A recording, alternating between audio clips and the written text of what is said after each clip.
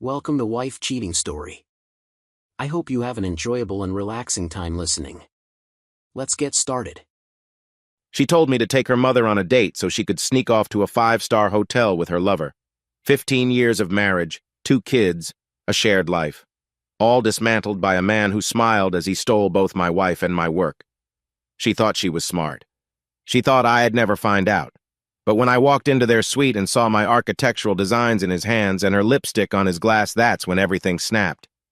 I didn't scream. I didn't fight. I watched. I listened. I learned. Then I set the trap. You want betrayal? I'll give you a masterclass.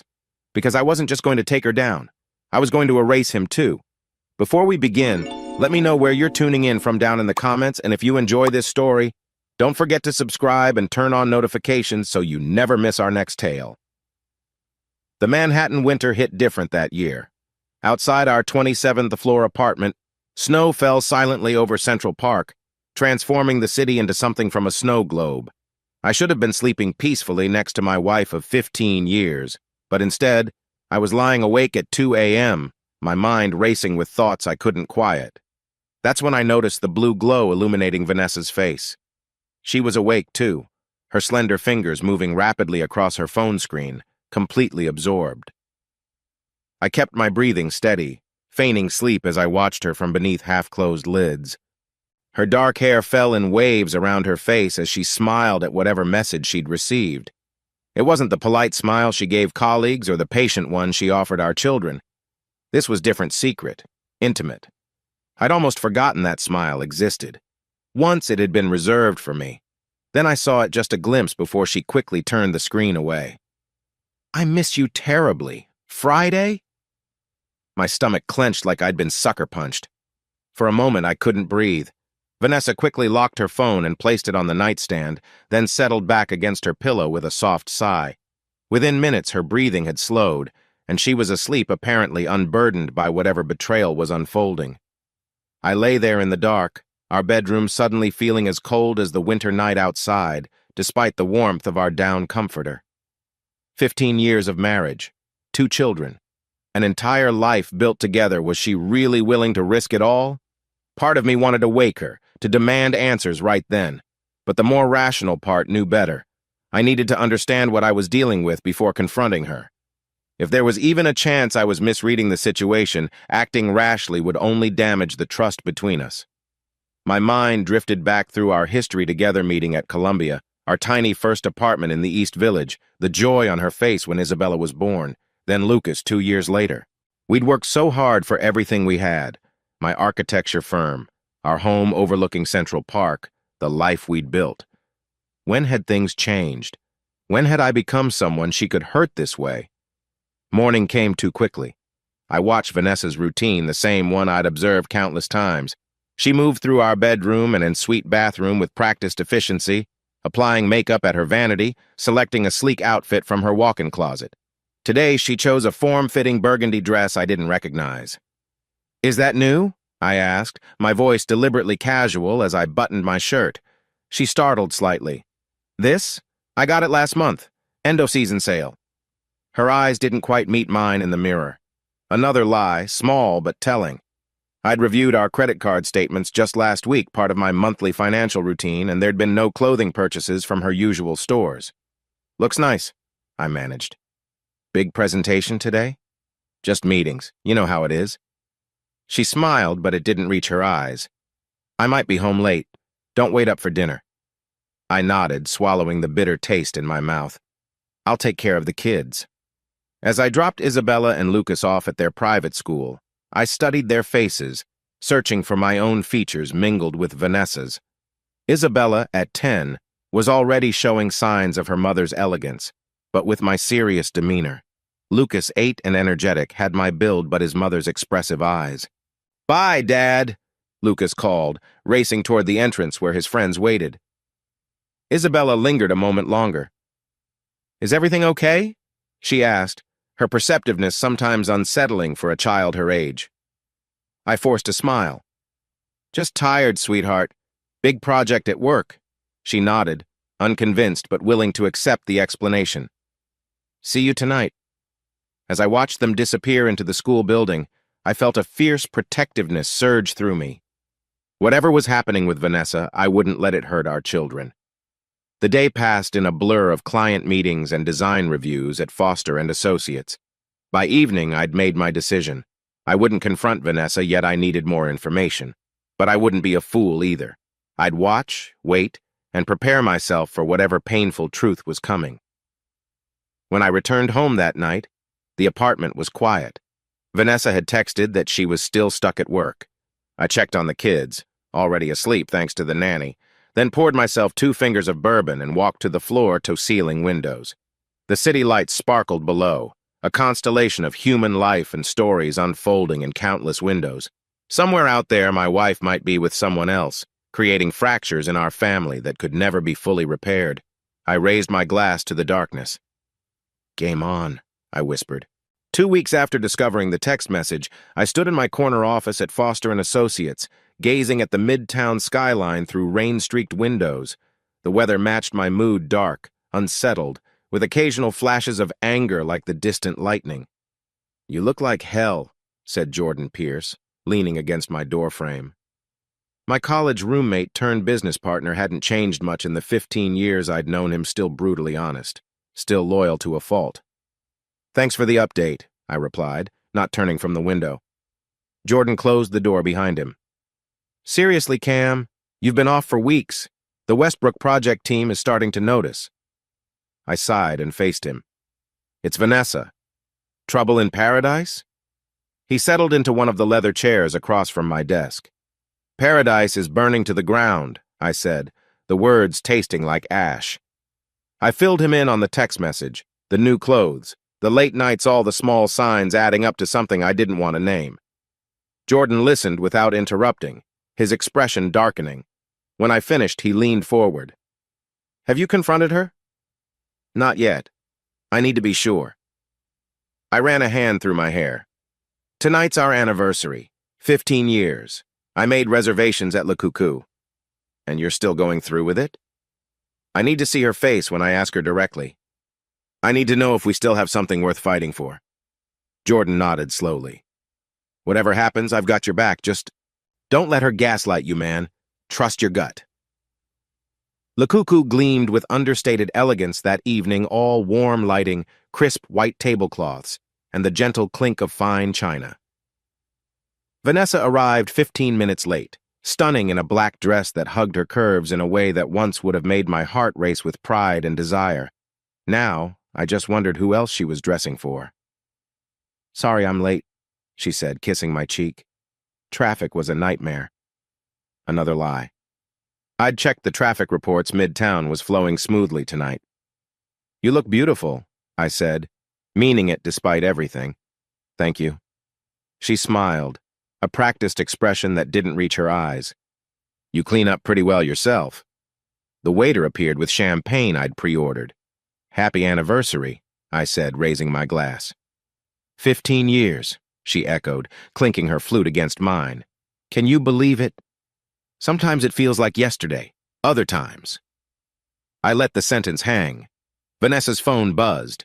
She glanced at it, then quickly turned it face down on the table. "Work never stops," she said with a forced laugh. "On our anniversary?" I asked, keeping my tone light. "You know how it is. The Richardson account is in crisis mode." I nodded, taking a slow sip of champagne. "How is Richardson these days? I haven't heard you mention him in months." A flicker of something panic crossed her face before she composed herself. "Oh, you know," demanding as ever. The Richardson account had been transferred to another team 3 months ago. I knew because I'd handled the paperwork myself when Vanessa had complained about the client's difficult personality. Our food arrived exquisite French cuisine that neither of us seemed to taste. We made stilted conversation about the children, work, and upcoming school function. All the while, Vanessa checked her phone at least a dozen times, each glance driving the knife deeper into my chest. Halfway through dessert, I decided to test the waters. "You seem distracted tonight. Is there something you want to tell me?" Her fork paused midway to her mouth. "What do you mean?" "I don't know. You just seem elsewhere." I held her gaze steadily. "It's just work stress. she said, setting down her fork. The pressure's been intense lately. Is that all it is? I pressed. Before she could answer, a familiar voice called out, Cameron! Vanessa!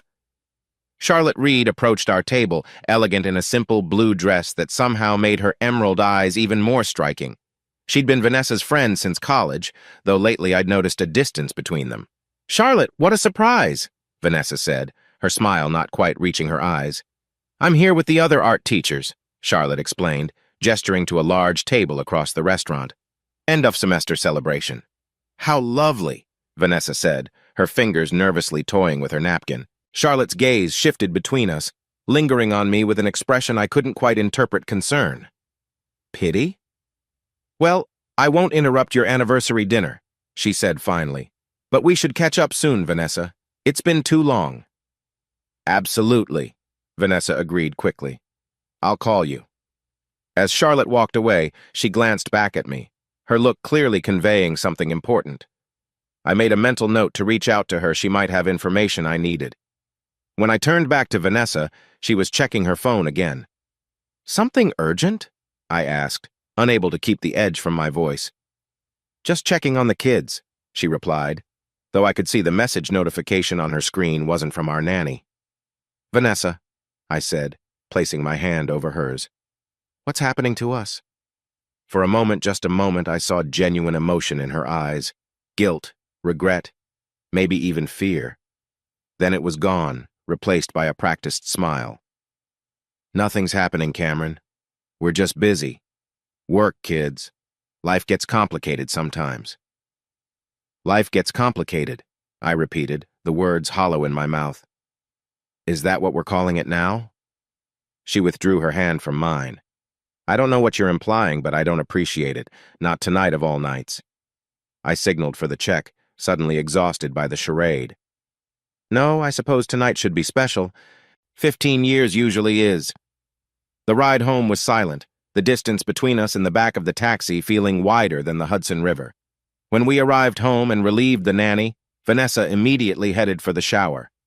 I checked on Isabella and Lucas, both sleeping peacefully, blissfully unaware that their parents' marriage was crumbling. In Lucas's room, I picked up a family photo from his nightstand, the four of us at the beach last summer, all smiles and sunburned noses. We looked happy. We had been happy. Hadn't we? A week after our stilted anniversary dinner, I found myself at the Brandy Library in Tribeca, celebrating the successful completion of the Westbrook Tower with Jordan and the project team. The bar hummed with the quiet energy of Manhattan's elite investment bankers, lawyers, and fellow architects unwinding after long hours. To Cameron Foster, Jordan announced, raising his glass. The man who somehow convinced the Westbrook family that curved glass was worth the extra $3 million. The team laughed, clinking glasses. I smiled and accepted their congratulations, playing my part despite the hollow feeling in my chest. These days, I was becoming an expert at pretending everything was fine. I'm heading to the bar, I told Jordan after the toasts. Another round? He nodded, deep in conversation with our structural engineer about the next big project. The bar was crowded, forcing me to edge my way through clusters of well-dressed patrons. That's when I saw them tucked away in a dimly lit corner booth, so absorbed in each other they hadn't noticed me. Vanessa. She was radiant in a dress I'd never seen, laughing at something the man across from her had said. Her hand rested on his forearm, thumb gently stroking his skin in a gesture I recognized all too well. The man was impeccably dressed in what I could tell was a bespoke suit, his silver-streaked dark hair adding to his distinguished appearance. He leaned toward her, his expression intense and possessive. I froze, blood rushing in my ears. Though I'd suspected, even known on some level, seeing it in person was like being struck by lightning. My body went numb, then burned with a white-hot rage that threatened to consume me. A hand gripped my shoulder. Jordan. Don't, he whispered. Not here.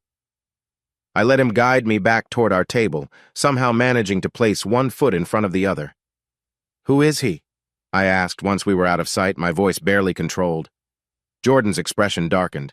Tristan Blake, CEO of Nexus Innovations. He hesitated. And a known predator when it comes to married women. You know him? By reputation, My brother-in-law works in venture capital. Blake's company is bleeding money despite the flashy public image. Word is he's desperate for investors. Jordan's eyes narrowed. He has a pattern, Cam.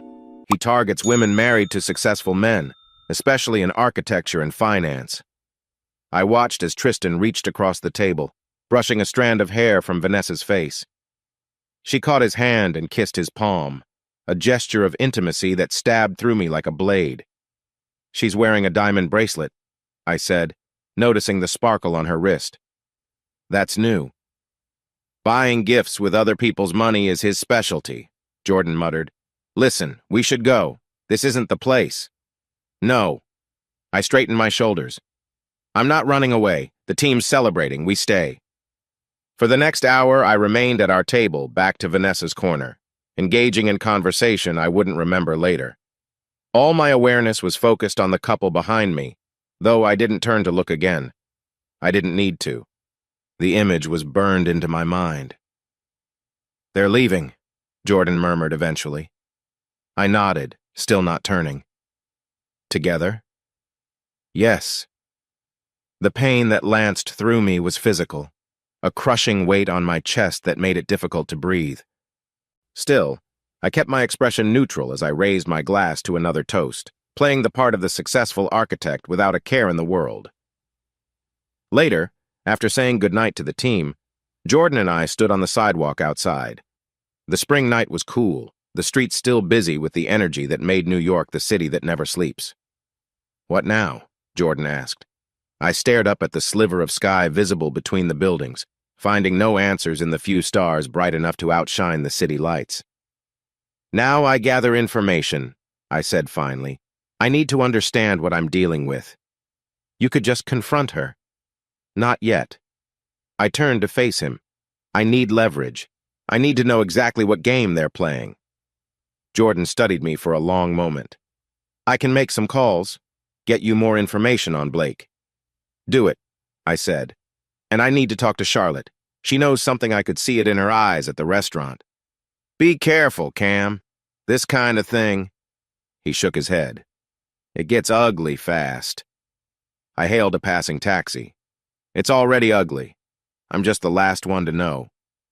The apartment was dark when I returned home. Vanessa hadn't made it back yet. I poured myself a drink and stood at the window, looking out over the glittering city. The pain had crystallized into something harder, colder. I thought of Isabella and Lucas, sleeping peacefully down the hall, unaware that their mother was in another man's arms tonight. My phone buzzed with a text from an unknown number. We need to talk about Vanessa and Tristan. Meet me for coffee? Charlotte. I replied immediately. Name the time and place. As I set down my phone, I heard the apartment door open and close softly. Vanessa's heels clicked across the marble entryway. I didn't turn from the window. Good night? I asked, my voice carefully neutral. She paused.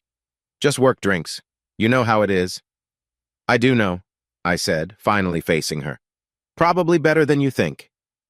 Something in my tone must have alarmed her. Her eyes widened slightly before she composed herself. You're upset, she said. No, I replied, setting down my glass. I'm awake. There's a difference.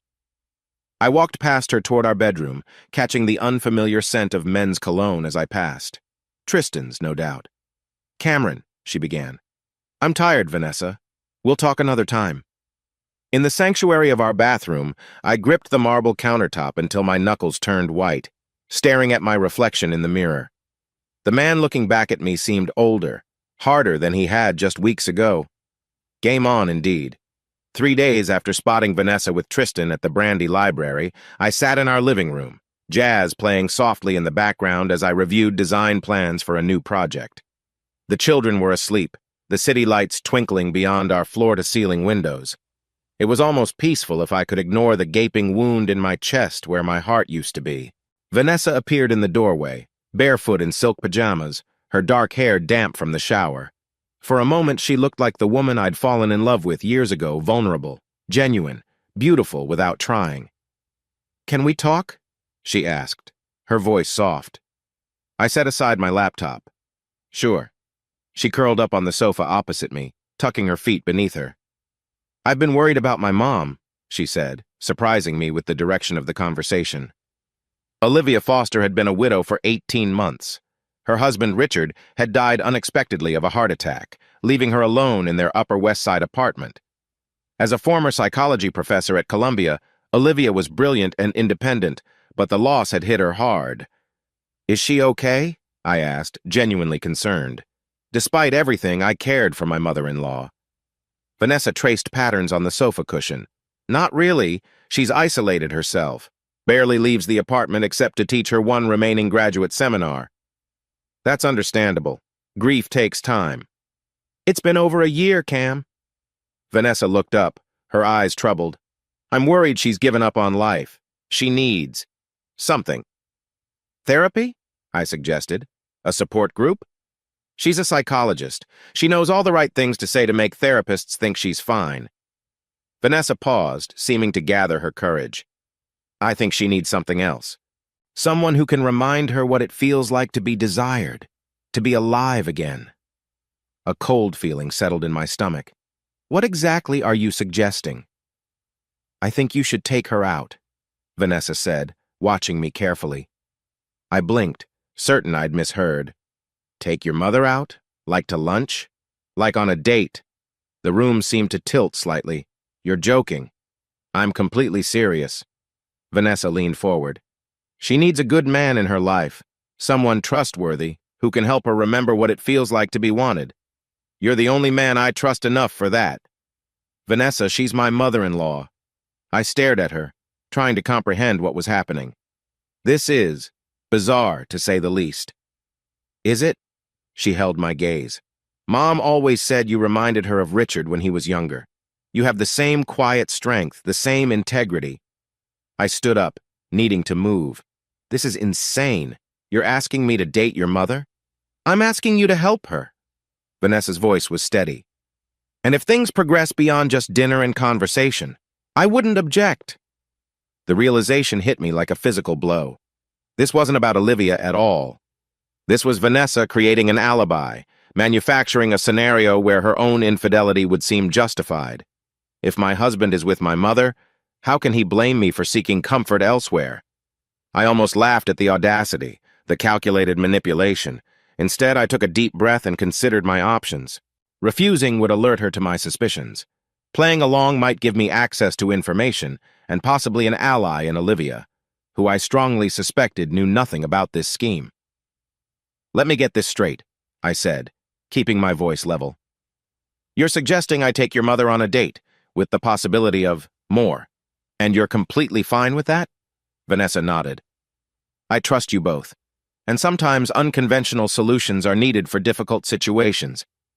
I sat down again, studying her face.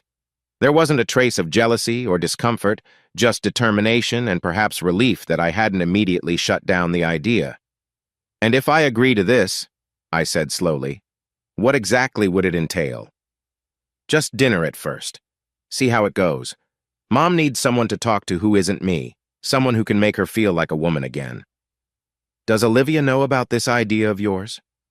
A flicker of hesitation crossed Vanessa's face. "I've mentioned the concept. She was resistant at first, but I think she's warming to it." "So Olivia doesn't know."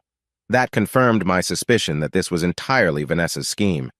I received a text, then Charlotte confirming our meeting for the following day. The notification lit up my phone on the coffee table, but Vanessa didn't seem to notice the sender. "I'll think about it," I said finally. "It's a lot to process." Relief washed over Vanessa's features. "Thank you, just consider it, okay? For Mom's sake." She rose, crossing the room to kiss my cheek before heading to our bedroom. Her scent lingered after she'd gone familiar, yet somehow tainted now by deception. I pulled out my phone and composed a text to Olivia, someone I'd always respected and genuinely cared for. "Olivia, I need to speak with you about something important Vanessa has suggested. Could we meet for coffee tomorrow? Cameron?" Her reply came quickly. "Of course. Is everything all right?" "I'm not sure," I responded honestly, "but I value your perspective." Setting down my phone, I returned to the window, gazing out at the Manhattan skyline. The city was a chessboard of lights and shadows, of moves and countermoves. Vanessa had made her play, thinking herself clever. Little did she know I was several steps ahead, assembling my own pieces on the board. The game was becoming more complex, but one thing was clear. I wouldn't be the pawn she thought I was. The spring morning carried a hint of promise as I made my way to Bluestone Lane, a trendy Australian cafe tucked away on a quiet corner of the Upper East Side.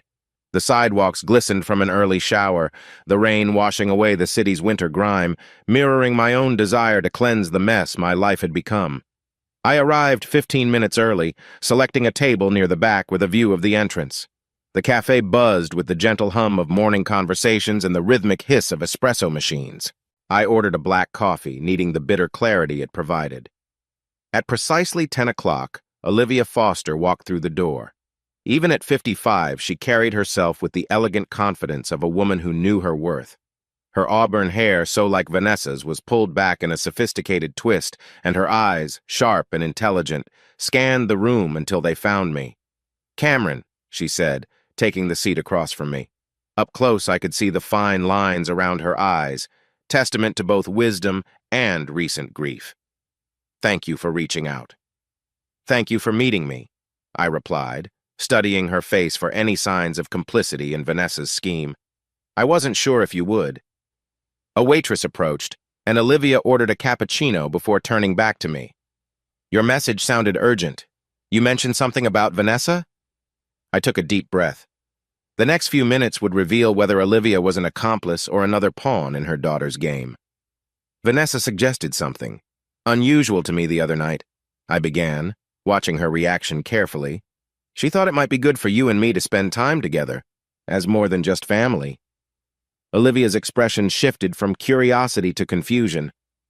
"I don't understand." "She suggested I take you on a date, that you needed someone to make you feel desired again." The color drained from Olivia's face. "She what?" Her shock appeared genuine. Either she was an excellent actress or, as I suspected, completely unaware of her daughter's machinations. "She seemed to think it would help you move past your grief," I continued, "and that if things progressed beyond dinner, she wouldn't object." "That's absurd," Olivia whispered, her hands tightening around her coffee mug.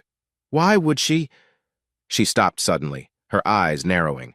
Unless she's creating an alibi," I finished for her, "a justification for her own behavior." Our eyes met in silent understanding.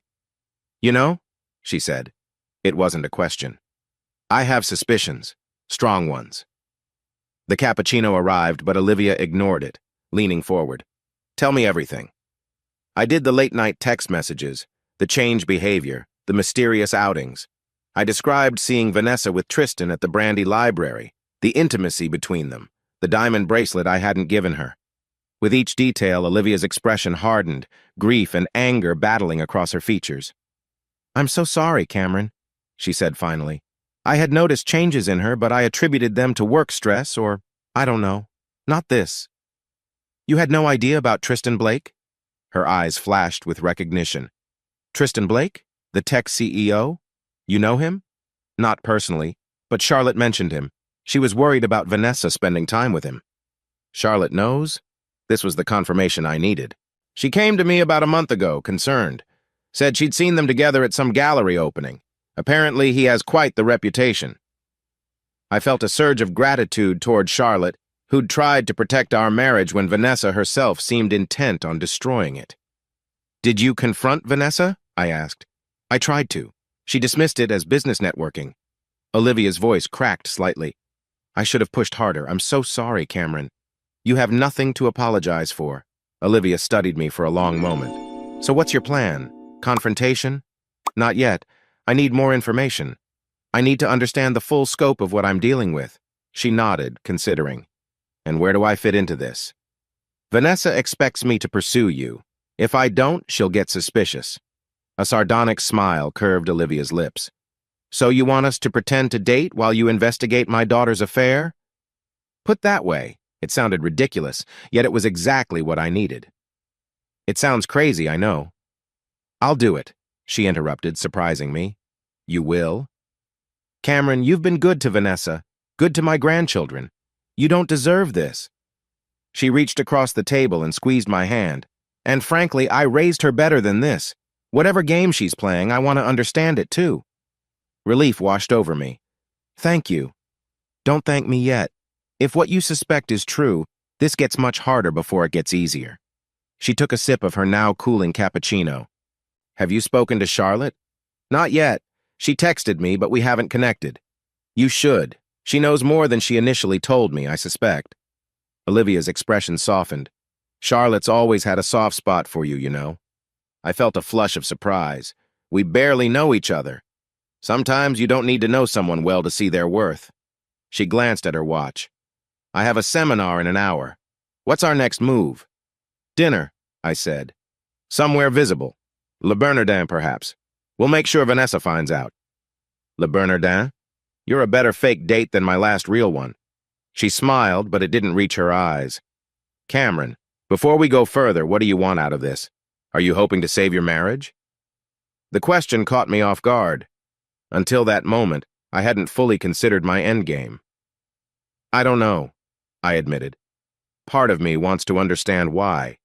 Part of me just wants proof that I'm not crazy, and part of me wants justice, she finished for me. Maybe. Or maybe just clarity. Olivia nodded, understanding in her eyes. Well, I'm with you, whatever you decide. For what it's worth, I think you deserve better than what she's giving you. As we said our goodbyes, I felt a strange sense of calm. The pain was still there, a constant companion now, but having an ally, especially one I hadn't expected, made the burden slightly lighter. Outside, the spring rain had stopped, and weak sunlight filtered through the dispersing clouds. A fitting metaphor, perhaps, for the clarity beginning to emerge from the storm of betrayal. The downtown offices of Foster and Associates hummed with after-hours quiet. Most of the staff had left, leaving only the ambient glow of security lighting and the occasional ping of the elevator serving other floors. I sat in Jordan's office, his wall of windows offering a dramatic view of the financial district as twilight descended on the city.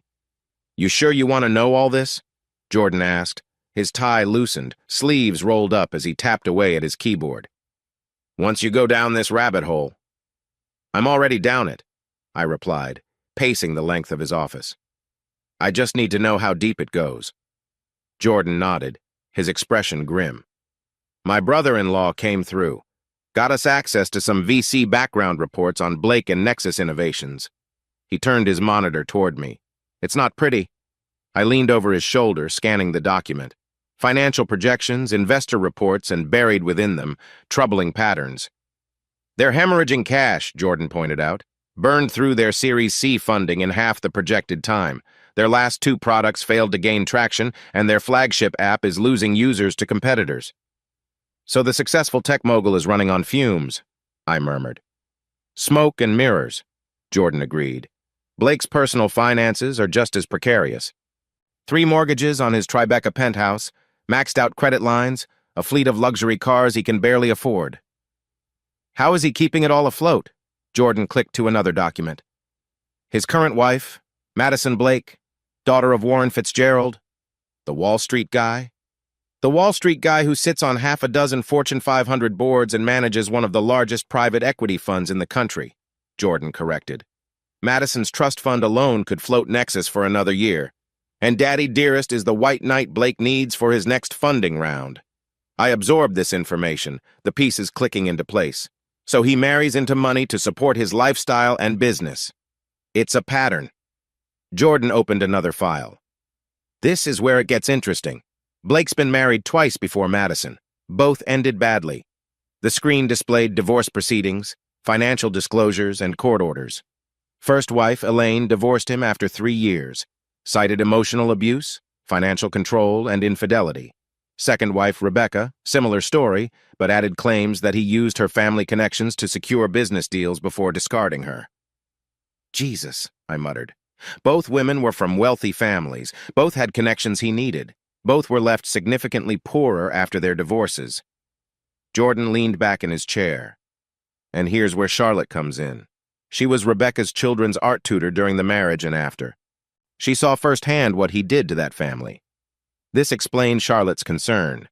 She wasn't just protecting Vanessa as a friend, she was trying to prevent history from repeating itself. What about Madison? Does she know what her husband is up to? Unclear. But she's a finance executive in her own right. Smart woman. I doubt she's completely in the dark. Jordan hesitated. There's more. Blake doesn't just go after any married woman. He has a type. Let me guess, wives of successful men in architecture and finance. Jordan nodded. Specifically men whose connections or expertise he could use. He seduces the wife, gains access to the husband's professional network or intellectual property, then moves on. My blood ran cold. He's using Vanessa to get to me. You're a rising star in architectural circles, Cam. The Foster and Associates portfolio includes some of the most innovative sustainable design projects in the country. That's valuable intellectual property.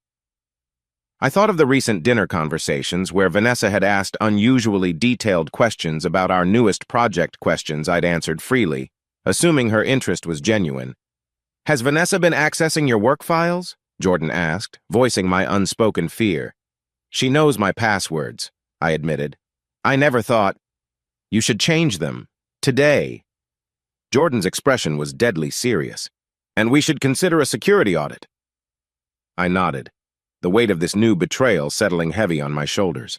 This wasn't just about my marriage anymore, it was about my life's work, my professional reputation, everything I'd built. There's one more thing. Jordan hesitated. Blake has a history of manipulating women into making bad investments. Personal funds, family money, he convinces them to pour it into his ventures. Then it disappears into the Nexus black hole. Has Vanessa moved any money recently? You'd know better than I would. I made a mental note to check our accounts as soon as possible. The thought of Vanessa not only betraying our marriage but potentially compromising our children's financial security ignited a cold fury I'd never experienced before. I need to talk to Madison Blake, I said finally. Jordan raised an eyebrow. That's a bold move. She deserves to know what her husband is doing, and she might have information we need. I paced again, thinking through the angles. Can you find a way to contact her? Discreetly? I'll see what I can do. Jordan closed the files and leaned forward, concern etched on his face. Cam, be careful. Men like Blake, they don't like losing. If he realizes you're onto him, I can handle Tristan Blake. It's not just Blake I'm worried about, Jordan said quietly. Vanessa has a lot to lose too. Don't underestimate what people will do when cornered. The truth of his words resonated uncomfortably. I'd known Vanessa for almost 2 decades, loved her for most of that time. Yet now I found myself wondering if I'd ever really known her at all. I won't, I promised.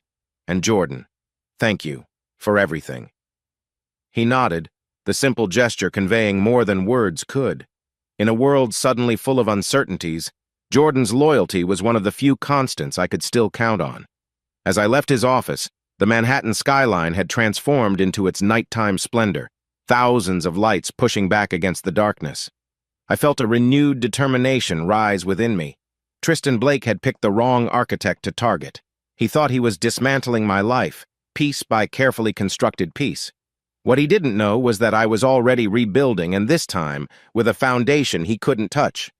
Le Bernardin glowed with understated luxury, the kind of place where the real wealth speaks in whispers rather than shouts. Crystal chandeliers cast a warm light over white tablecloths and the carefully orchestrated dance of the service staff. I adjusted my tie as I waited near the entrance, feeling strangely like I was about to perform in a play where I only vaguely knew my lines. Olivia arrived precisely on time, stunning in a black cocktail dress that reminded me she had been a beauty in her day and remained striking even now. Her silver-streaked hair was arranged in an elegant updo, and she carried herself with the confident poise of a woman comfortable in her own skin. You look lovely, I said, meaning it. Thank you. She smiled, accepting my compliment with grace. It's been a while since I had reason to dress up. Richard always loved this dress. A flicker of sadness crossed her face at the mention of her late husband, quickly masked. I offered my arm, and we were led to our table, one I'd specifically requested for its visibility from multiple angles in the dining room. You've thought of everything, Olivia murmured as we settled in. Not everything, I admitted, but enough, I hope. As we studied our menus, I filled Olivia in on what Jordan had discovered about Tristan's financial situation and his pattern with women. So he's targeting you through Vanessa, she said, her expression darkening. Using my daughter as a pawn. It appears that way. And she has no idea? I hesitated. I think she believes it's genuine, that she's special to him. Olivia's hands tightened around her menu. The oldest trick in the book, and she fell for it. After everything I taught her about self-worth. Don't blame yourself, I said. Men like Blake are skilled manipulators. They know exactly which buttons to push. Before she could respond, a waiter approached to take our order. We selected our courses and a bottle of wine, falling into the roles of a couple enjoying an intimate dinner. Did you speak with Charlotte? Olivia asked once we were alone again. Briefly by text. We're meeting tomorrow. I took a sip of water. She confirmed what you told me, that she witnessed Blake's manipulation of his second wife firsthand. Poor Rebecca, Olivia sighed. Charlotte was quite attached to her children. She still checks in on them occasionally. Our conversation flowed easily through the first course, a delicate seafood preparation that lived up to the restaurant's reputation. We discussed my children, her work at Columbia, art exhibits we'd both enjoyed. Anyone observing would have seen a couple deeply engaged in each other's company, which was precisely the point. Midway through our main course, I noticed a familiar face at the bar Miguel, a server from our apartment building who often worked events in the neighborhood. He caught my eye and gave a subtle nod. My arrangements were in place. We have an audience, I murmured to Olivia. She understood immediately, her posture shifting subtly. She leaned forward, touched my hand lightly as she laughed at something I'd said. To an observer, the gesture appeared intimate, charged with potential.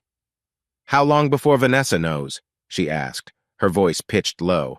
I made sure Miguel would see us. He's notorious for gossip within the building staff. And I glanced at my watch. I arranged for a couple of well-timed social media posts from acquaintances who are here tonight. Devious, Olivia said with a hint of admiration. I wouldn't have thought you had it in you. Neither would I admitted. Amazing what betrayal brings out in a person. As if on cue, the maitre d' approached our table, escorting a newcomer. Charlotte, Olivia said, genuine surprise in her voice. Charlotte Reed stood before us, elegant in a simple blue dress that complemented her striking green eyes. Her blonde hair fell in loose waves around her shoulders, and she carried herself with a quiet dignity that had always made her stand out in Vanessa's social circle. I'm sorry to interrupt, she said, her voice soft but steady. I saw you from across the room and thought I should say hello. Join us, I said, gesturing to an empty chair. We're just finishing our main course. Charlotte hesitated, then nodded. Just for a moment. As she settled in, I studied her more carefully. There was a guardedness in her expression, a tension in her shoulders that spoke of the difficult position she found herself in, loyal to her friend, but unwilling to be complicit in wrongdoing. This is quite the coincidence, Olivia remarked, though her tone suggested she suspected otherwise. Not entirely, Charlotte admitted. I heard you might be here tonight. She turned to me. I hope you don't mind. I thought it might be easier to speak briefly in person before our meeting tomorrow. Not at all, I assured her. Charlotte glanced around, then leaned in closer. I've been trying to warn Vanessa about Tristan for weeks. She won't listen. She thinks it's different with her, that he genuinely cares. And you know otherwise, I said. She nodded, a shadow crossing her face. I worked for his second wife, Rebecca. I saw what he did to her, how he isolated her from friends and family, manipulated her into investing in his ventures, then discarded her when he'd taken what he needed. And now he's doing the same to Vanessa, Olivia said, her voice tight with anger. I'm afraid so. Charlotte's green eyes met mine, filled with regret. I should have come to you sooner, Cameron. I just kept hoping Vanessa would come to her senses. You tried to protect her, I said. That's what friends do. Some friend I am, she said bitterly. Sitting here with her husband and mother, plotting behind her back. We're not plotting against Vanessa, Olivia corrected. We're trying to protect her from Tristan and herself. Charlotte nodded, though she didn't look entirely convinced. I should go. My friends are waiting. She rose, then hesitated. There's something else you should know. Tristan's been asking Vanessa about your sustainable design projects, especially the Westbrook Tower. Very specific questions. My stomach tightened. Thank you for telling me. Be careful, Cameron. He's dangerous when crossed. With that warning, she squeezed my shoulder briefly and walked away, a gesture of support that didn't go unnoticed by the other diners. Olivia and I exchanged glances. Well, she said, that was informative. And perfectly timed for our audience, I added, nodding subtly toward Miguel, who was watching with poorly disguised interest from the bar. We finished our meal with dessert and coffee, maintaining our performance of intimate conversation and lingering glances.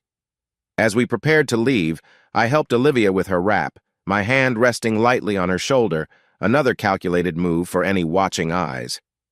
Outside, as we waited for our respective cars, Olivia turned to me. Do you think it worked? We'll find out soon enough. Her car arrived first. Before getting in, she kissed my cheek, her expression serious.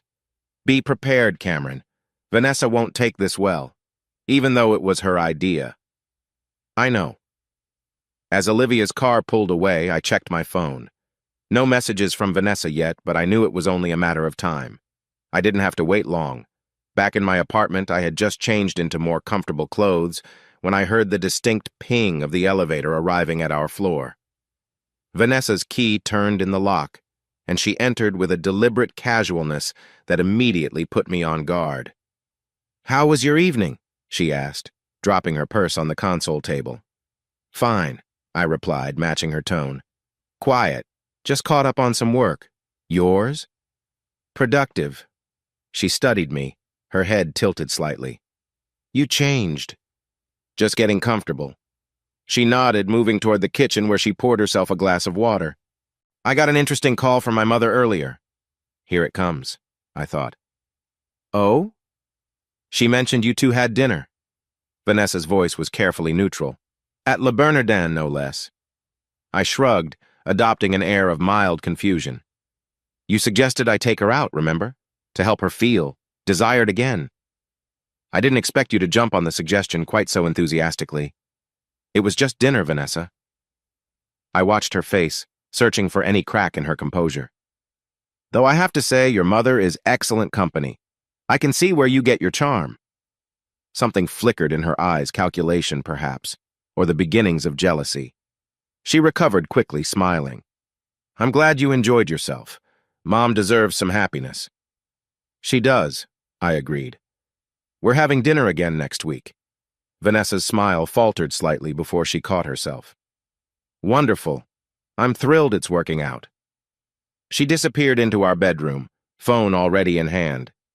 I moved silently toward the hallway, positioning myself where I could hear without being seen. It worked. Vanessa's hushed voice drifted out.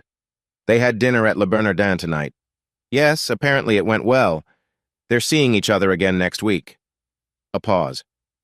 Of course I'm sure. Miguel texted me photos. They looked cozy. Another pause. Longer this time. Don't worry about Charlotte. She was probably just saying hello to my mother. No, Cameron doesn't suspect anything. He's too wrapped up in his new relationship with my mother. She laughed softly, the sound sending a chill down my spine. It was a laugh I'd never heard before, calculating, almost cruel. Friday works perfectly. The Lincoln Center performance, then the Four Seasons after. He'll be home with the kids, none the wiser. The conversation continued, but I'd heard enough. I retreated to the living room, a strange calm settling over me. The final pieces were falling into place. Friday night at the Lincoln Center, followed by the Four Seasons Hotel. The trap was nearly ready. My phone buzzed with a text from Jordan. Madison Blake agreed to meet. Friday night, 9 p.m., Four Seasons Bar. Perfect timing. All the players would be in position. I looked out at the Manhattan skyline. The city lights a constellation of possibilities and dangers. Friday night would change everything for all of us. Rain lashed against the windows of my office, transforming the Manhattan skyline into a blurry watercolor. The rhythmic drumming on the glass matched the pounding in my temples as I reviewed the changes Jordan and I had implemented over the past few days, New security protocols for our design files, password changes, a quiet audit of recent access logs. What we found confirmed my worst fears. Someone had been accessing our proprietary designs for the Westbrook Tower, particularly the innovative sustainability features that made the project unique. The login credentials used? Mine from an IP address that didn't match any of my usual locations. "We've locked it down now," Jordan had assured me, and added a silent alert if anyone tries to export those files again. The betrayal cut deeper than I'd imagined possible. It was one thing for Vanessa to cheat on me emotionally and physically. It was another entirely for her to compromise my life's work, the foundation of our family's security. A soft knock at my door pulled me from these dark thoughts. My assistant, Rachel, poked her head in. "Mr. Foster, your wife is here to see you." I straightened, steeling myself. "Send her in." Vanessa appeared in the doorway, a vision in a cream-colored dress that highlighted her olive skin. Her dark hair was swept into an elegant twist, and she carried a small gift bag in one hand. To anyone else, she would have looked like a devoted wife surprising her husband at work. To me, she now appeared as a stranger wearing a familiar face. "This is a surprise," I said, rising from my desk.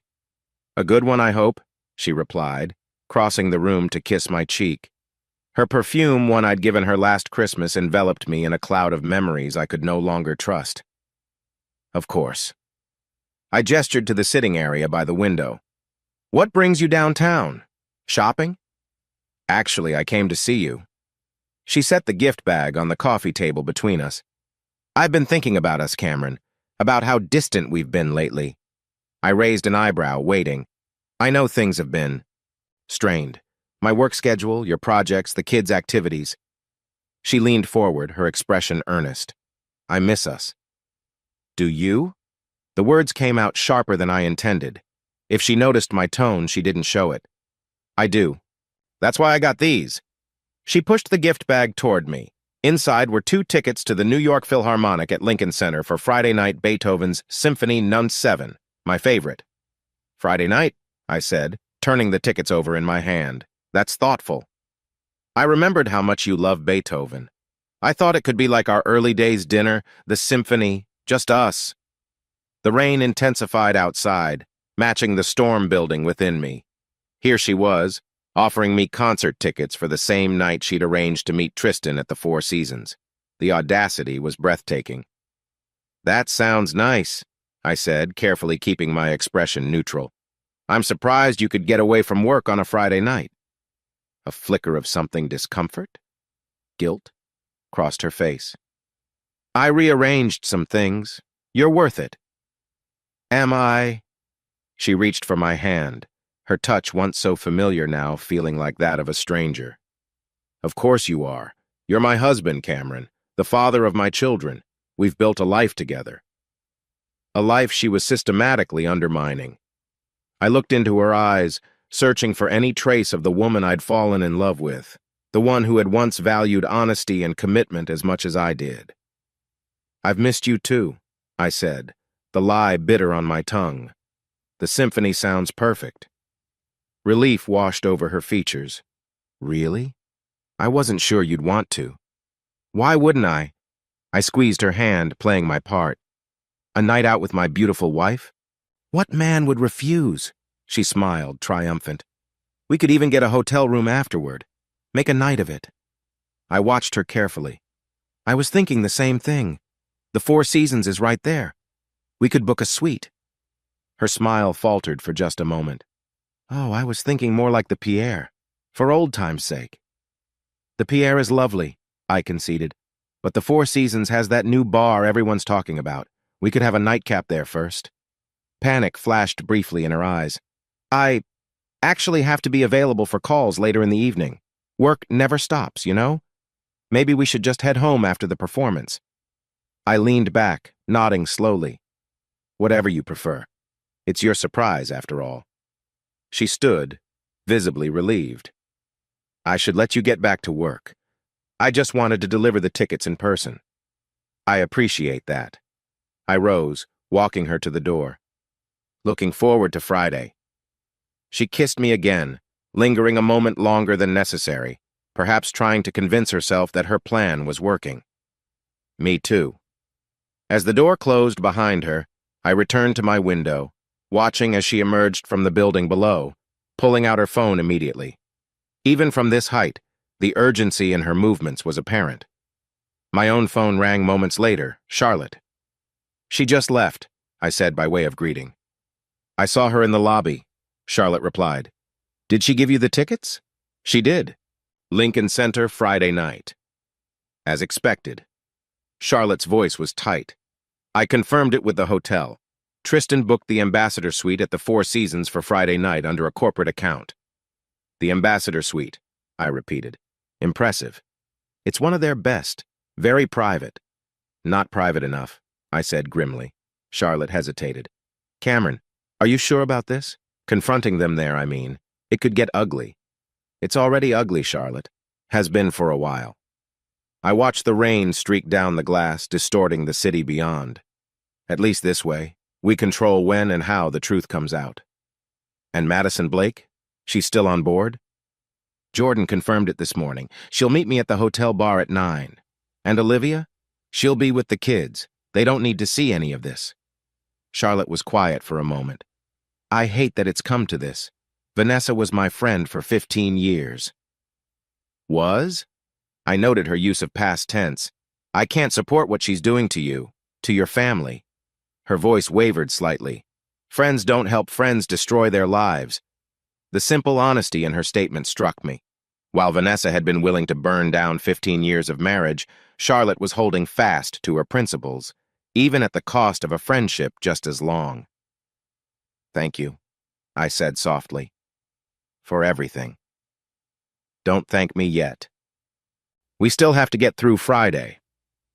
After we hung up, I stood watching the rain for a long time, thinking about choices and consequences, about trust broken and lives upended, about the storm that was coming and how none of us would emerge from it unchanged. My phone buzzed with a text from Jordan. "Everything set for Friday. You ready for this?" I typed back a simple reply. "As ready as I'll ever be." The rain began to ease, patches of blue appearing between the dark clouds. By the time I left the office that evening, the storm had passed, leaving the city washed clean and the air tinged with the promise of something new. Friday couldn't come soon enough. The spring evening air held a subtle electricity as I adjusted my black tie in the back of the taxi heading toward Lincoln Center. The grand facade of the Performing Arts Complex glowed against the darkening sky, its iconic arched windows and fountains creating a scene of timeless elegance. I arrived early, purposefully, to center myself before the charade that lay ahead. Inside the lobby, crystal chandeliers cast a warm glow over the well-dressed patrons milling about with champagne flutes and program booklets. The space hummed with anticipation for Beethoven's Symphony No. 7, for a night of culture, for moments of beauty. For me, it hummed with something darker. My phone vibrated a text from Jordan. "In position outside Four Seasons. Madison confirmed for 9 p.m. I replied with a simple thumbs-up emoji and slipped the phone back into my pocket just as Vanessa appeared through the main entrance. She was stunning in a crimson dress that clung to her curves before flaring slightly at the knees. Her dark hair was swept up in an elegant twist, exposing the delicate curve of her neck. Diamond earrings ones I'd given her for our 10th anniversary caught the light as she moved. Beautiful, familiar, and now, a stranger. "You look breathtaking," I said, meaning it despite everything. "Thank you." She smiled, a genuine warmth in her expression that made my chest ache with the memory of what we'd once been. "You're not so bad yourself. That suit always was my favorite." I offered my arm and she took it, her touch light but confident. We made our way to our seats, a prime location with perfect acoustics. As we settled in, I couldn't help but notice how she checked her phone twice before the lights dimmed, her thumb discreetly swiping to clear notifications. The orchestra began, and Beethoven's masterpiece filled the hall. I closed my eyes briefly, letting the familiar notes wash over me. When I opened them, I found Vanessa watching me instead of the stage, an unreadable expression on her face. "What?" I whispered. "Nothing," she replied, turning back to the performance. "You just look. At peace. I almost laughed. Peace was the furthest thing from what churned inside me, a tempest of anger, betrayal, grief, and steely resolve. But I simply nodded and returned my attention to the orchestra. Throughout the performance, I felt Vanessa's restlessness beside me. She checked her watch surreptitiously, shifted in her seat, and once even excused herself during a quieter passage, returning minutes later with the faint scent of her perfume refreshed.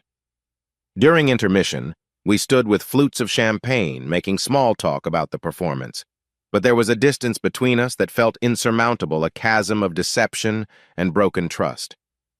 "Are you enjoying yourself?" she asked, her eyes searching mine. "The performance is excellent," I replied, deliberately misinterpreting her question.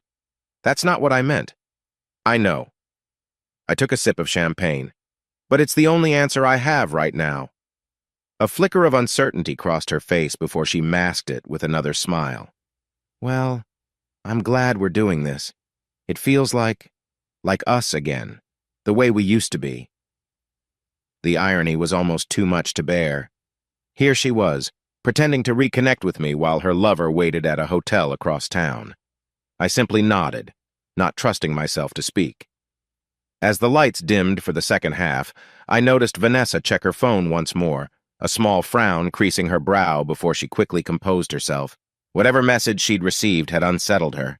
The symphony built to its magnificent conclusion, the final movement a celebration of human triumph and joy that felt almost mocking under the circumstances. As the last notes faded and the audience erupted in applause, I felt Vanessa's hand grip mine tightly. "That was wonderful," she said, her voice slightly breathless. "Yes," I agreed. "Beautiful things don't last forever, but they're worth experiencing while they do." She gave me an odd look, perhaps sensing a double meaning she couldn't quite grasp. As we made our way through the departing crowd into the grand lobby, Vanessa suddenly stopped, her hand flying to her purse as her phone vibrated. "Everything okay?" I asked, already knowing it wasn't. She glanced at her screen, then back at me, a mask of professional concern sliding over her features. "I'm so sorry, Cameron. The Richardson project is having an emergency. I need to go meet the client right now." The Richardson project, the one she no longer worked on. The lie fell from her lips so easily, so practiced, that for a moment I almost admired her commitment to the deception. "On a Friday night?" I asked, feigning confusion. "You know how these things go. Big clients, big demands." She was already edging toward the exit, her eyes darting nervously. "I hate to cut our evening short, but—" "Go," I said simply. "I understand." Relief washed over her face. "You're the best. I'll make it up to you, I promise." She kissed my cheek quickly, her perfume lingering in the air as she pulled away. "Don't wait up. This might take a while." "I'm sure it will," I murmured as she disappeared into the crowd. I stood there for a moment, letting the finality of what was happening sink in. 15 years of marriage, disintegrating before my eyes. 2 children who would soon learn that their family wasn't what they thought it was. A future irrevocably altered. My phone buzzed. Subject on the move. Heading east on 65th, Jordan's update. Then another text, this one from Madison Blake. "I'm at the hotel bar. Ready when you are." I took a deep breath, straightened my tie, and headed for the exit. The night air had cooled, carrying the faint scent of early spring blossoms from Central Park. I hailed a taxi and gave the driver the address for the Four Seasons. As we pulled away from the curb, I watched the glittering lights of Lincoln Center recede in the window. The music of Beethoven still echoed in my mind, not the triumphant finale, but the second movement with its somber, inexorable march forward. There was no turning back now. Whatever happened at the Four Seasons tonight would change everything. My heart pounded in my chest, a rhythm of dread and determination. The taxi sped through the Manhattan streets, carrying me toward a confrontation I'd never wanted but now couldn't avoid. Toward a truth that would finally be exposed for better or worse. Mostly worse, I suspected. But sometimes you have to walk through fire to reach the other side. The Four Seasons bar exuded old-world luxury, all amber lighting, polished mahogany, and discreet service. Crystal glasses caught the light like liquid jewels, and the low murmur of conversation created a cocoon of exclusivity around each table. Even the air felt different here, rarefied and expensive. I spotted Madison Blake immediately. She sat at a corner table, elegantly poised in a navy blue dress, her blonde hair falling in a sleek bob that framed sharp cheekbones and intelligent eyes. She wasn't classically beautiful, but she possessed something more valuable presence. "Mr. Foster," she said as I approached, extending a manicured hand. "Thank you for coming." "Call me Cameron," I replied, taking the seat across from her. "Thank you for agreeing to meet." A server materialized at our table. Madison ordered a gin martini, very dry. I asked for a Macallan, neat. We remained silent until our drinks arrived, studying each other with the wary respect of two people unified by betrayal.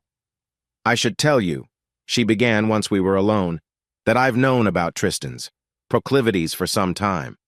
Yet you stayed." A sardonic smile curved her lips. "Marriage is complicated, as I'm sure you know. Mine has additional, financial entanglements."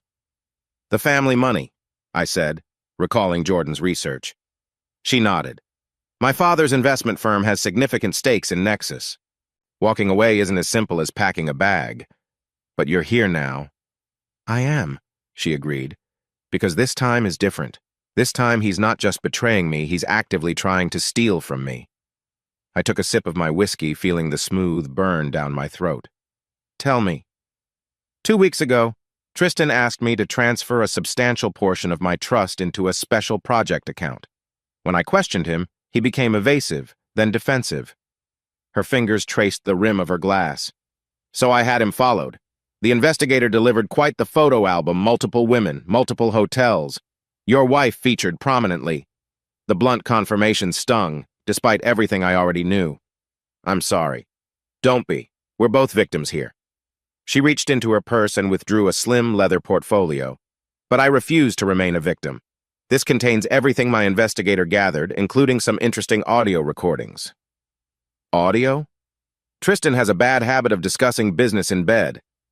Her expression remained impassive, but I caught a flicker of hurt behind the professional veneer. "Including his plans to access your architectural designs through Vanessa.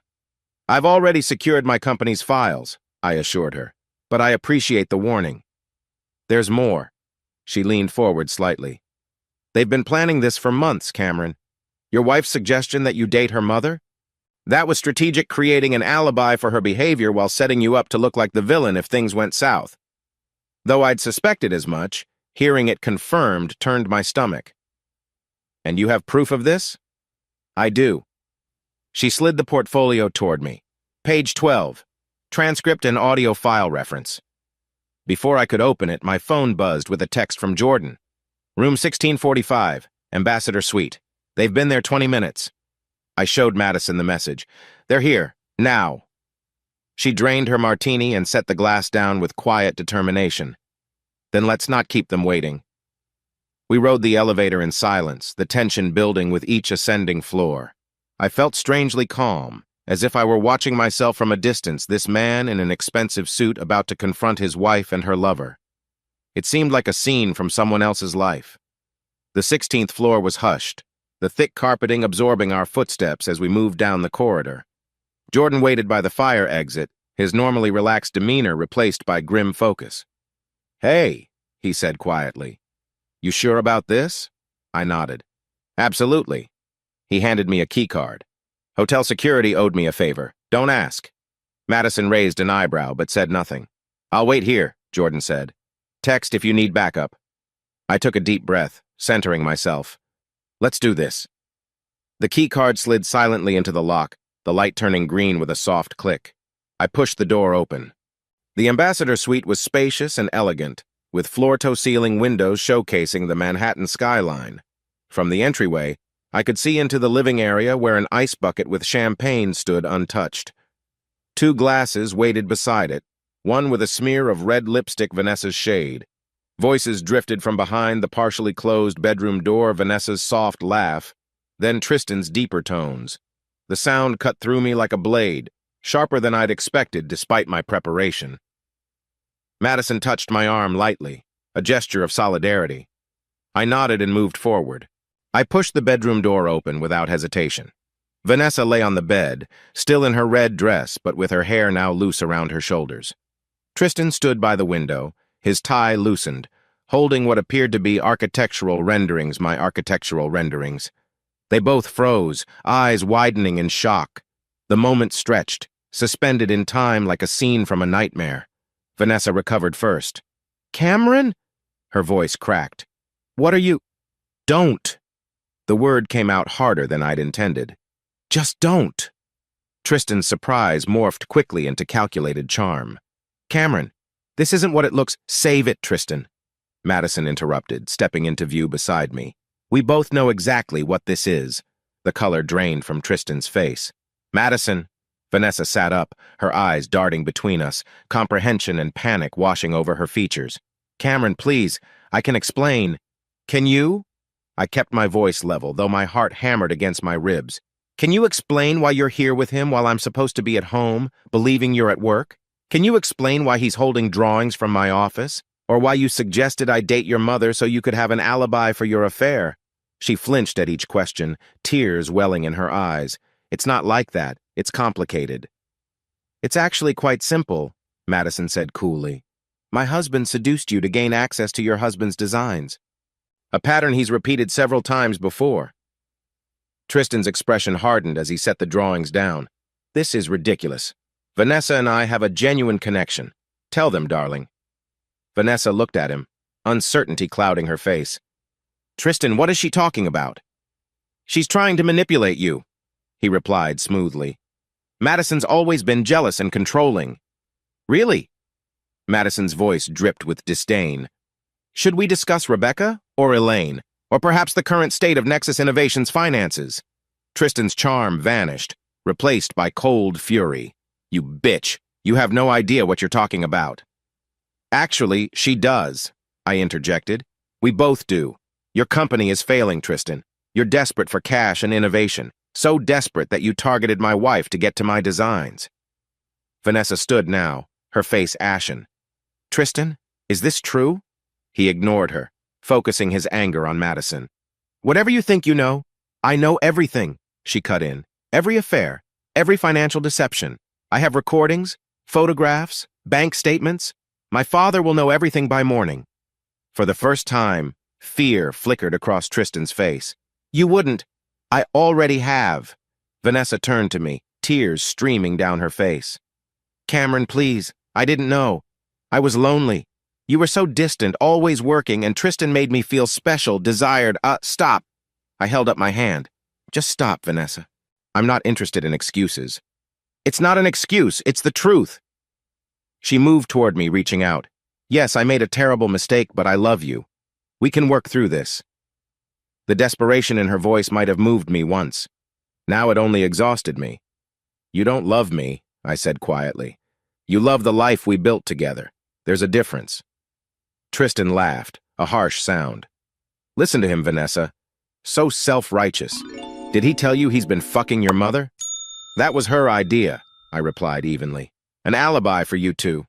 Olivia and I never touched each other." Vanessa's eyes widened. "What?" "Your mother knew something was wrong," I explained. "She agreed to help me figure out what you were up to." "You've been spying on me?" Indignation replaced her tears. "And you've been cheating on me and stealing from my company," I countered. "I'd say we're well past moral high ground here." Madison stepped forward, addressing Tristan. "I'm filing for divorce on Monday. My lawyers will contact yours. Do not attempt to access any of our joint accounts in the meantime." Tristan's face contorted with rage. "You think you can just walk away? Your father will never let you. He needs me." "My father," Madison said with deadly calm, "already knows what you've done. The only reason you're not in handcuffs right now is that I convinced him a quiet separation would be better for our stock prices." Tristan paled, his carefully constructed world visibly crumbling around him. "Vanessa," he said suddenly, his voice taking on a pleading tone, "tell them how we feel about each other. This is real between us." Vanessa looked at him with new eyes, seeing perhaps for the first time the desperate, manipulative man behind the charming facade. "Was any of it real?" she asked quietly. Any of it at all? His hesitation was answer enough. I turned to leave, emotionally drained and wanting nothing more than to escape this room, this situation, this moment. "Cameron, wait!" Vanessa called, her voice breaking. "Please don't go. We need to talk about this, about us, about the kids." I paused at the door, not turning around. "I'm going home, Vanessa. You can stay here or go somewhere else. But don't come home tonight. I need time to think about what happens next." Cameron. Good night, Vanessa. I walked out, Madison beside me, leaving behind the wreckage of 2 marriages and the echoing sound of Vanessa's sobs. In the elevator, Madison and I stood in exhausted silence. As we reached the lobby, she turned to me. "What will you do now?" I shook my head slightly. "I honestly don't know. Try to protect my children. Figure out what's left of my life." "For what it's worth," she said. "You handled that with remarkable dignity." "So did you." A small, genuine smile touched her lips. Self-preservation is a powerful motivator. We parted ways in the lobby, unlikely allies brought together by shared betrayal. Jordan was waiting for me outside, concern etched on his face. "You okay?" he asked.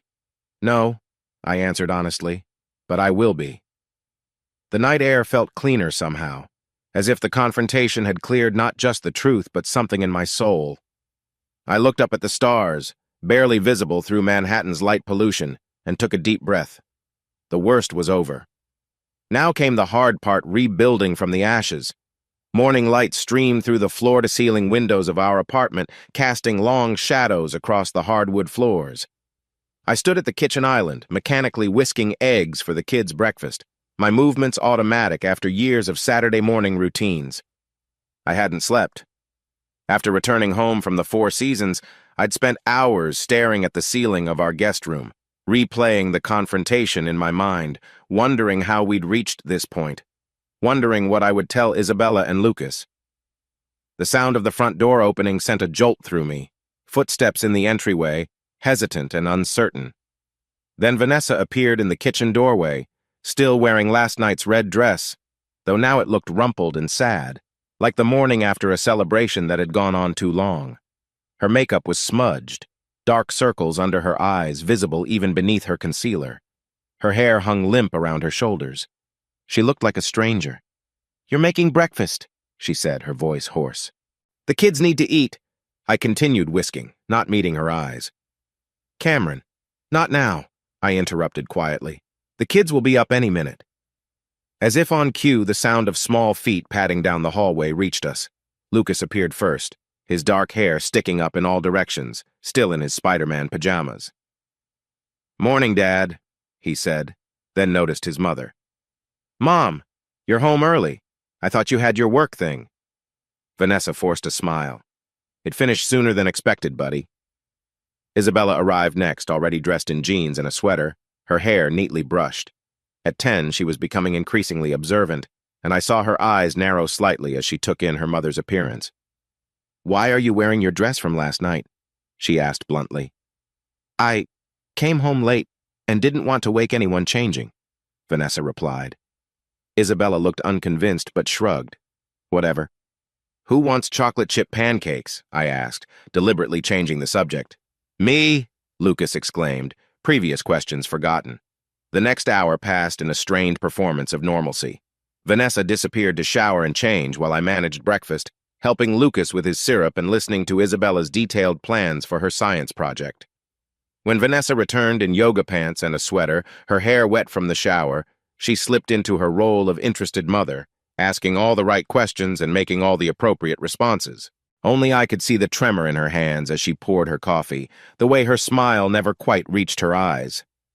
"Hey, kids," I said as they finished eating. "Why don't you go get ready? We're meeting Grandma Olivia at the park in an hour." "Is Mom coming?" Lucas asked. Vanessa and I exchanged a glance. "Mom needs to rest," I said smoothly. "She had a late night with work." Once the kids had disappeared down the hallway, the artificial normalcy evaporated, leaving only the heavy silence of 2 people who no longer knew how to talk to each other. "You're taking them to see my mother," Vanessa finally said. "After everything. Olivia loves those kids and they love her. That doesn't change because of what's happened between us. She flinched at the coldness in my voice. Cameron, please, can we talk about last night? What is there to say, Vanessa? I began clearing dishes, needing the physical activity to channel my anger. You've been sleeping with Tristan for months. You gave him access to my designs. You manipulated me into pretending to date your mother so you'd have an alibi.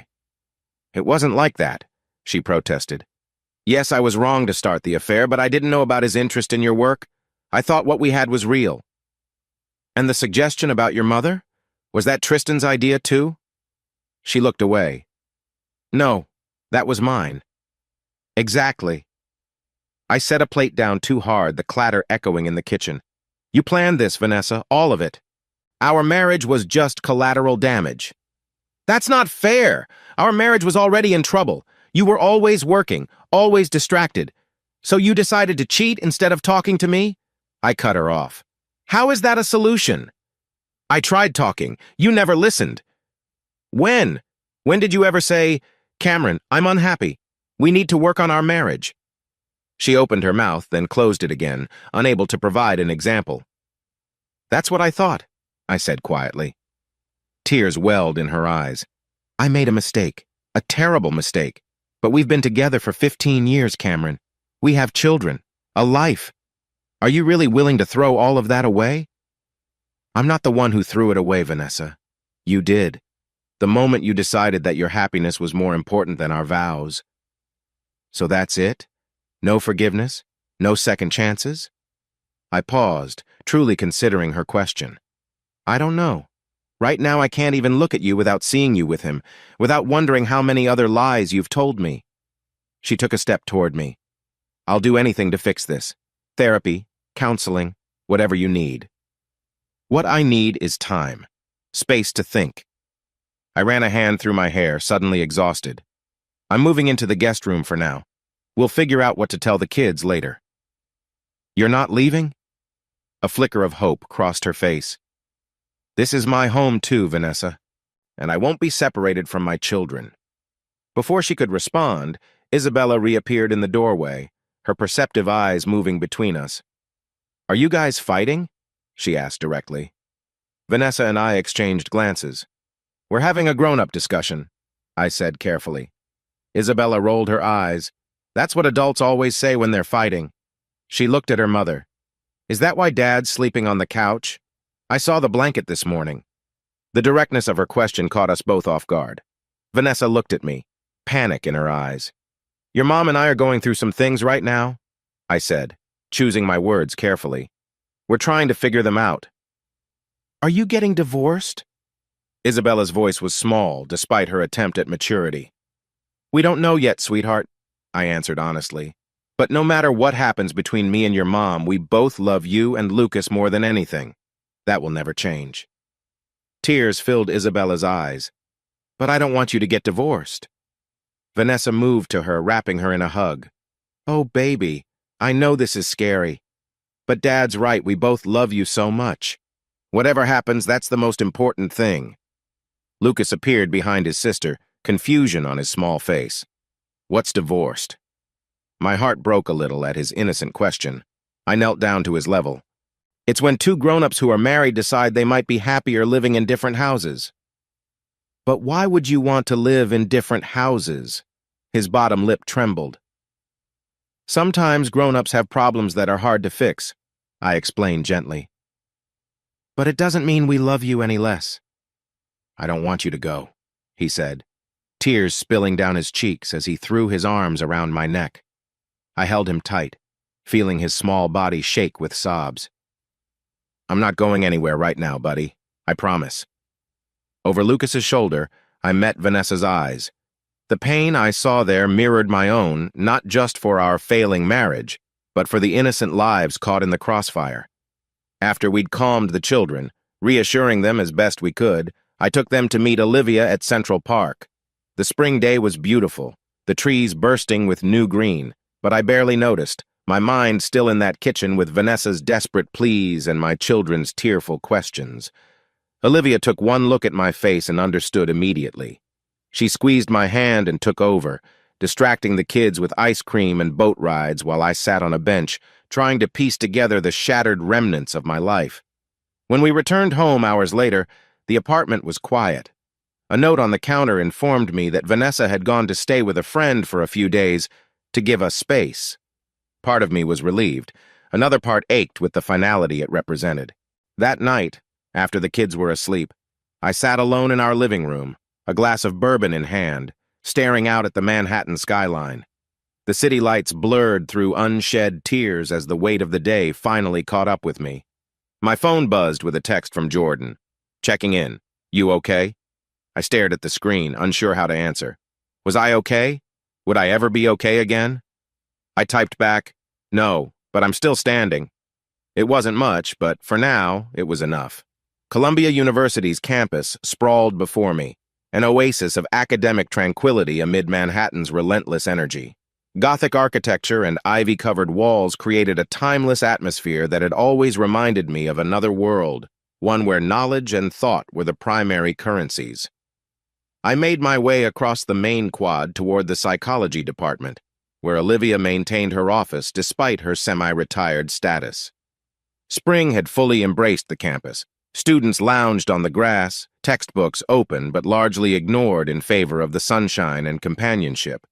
A week had passed since the confrontation at the Four Seasons. 7 days of awkward arrangements, tearful children, and sleepless nights.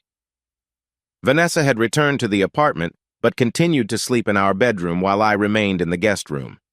We orbited each other like wary planets, maintaining civil facades for the children's sake.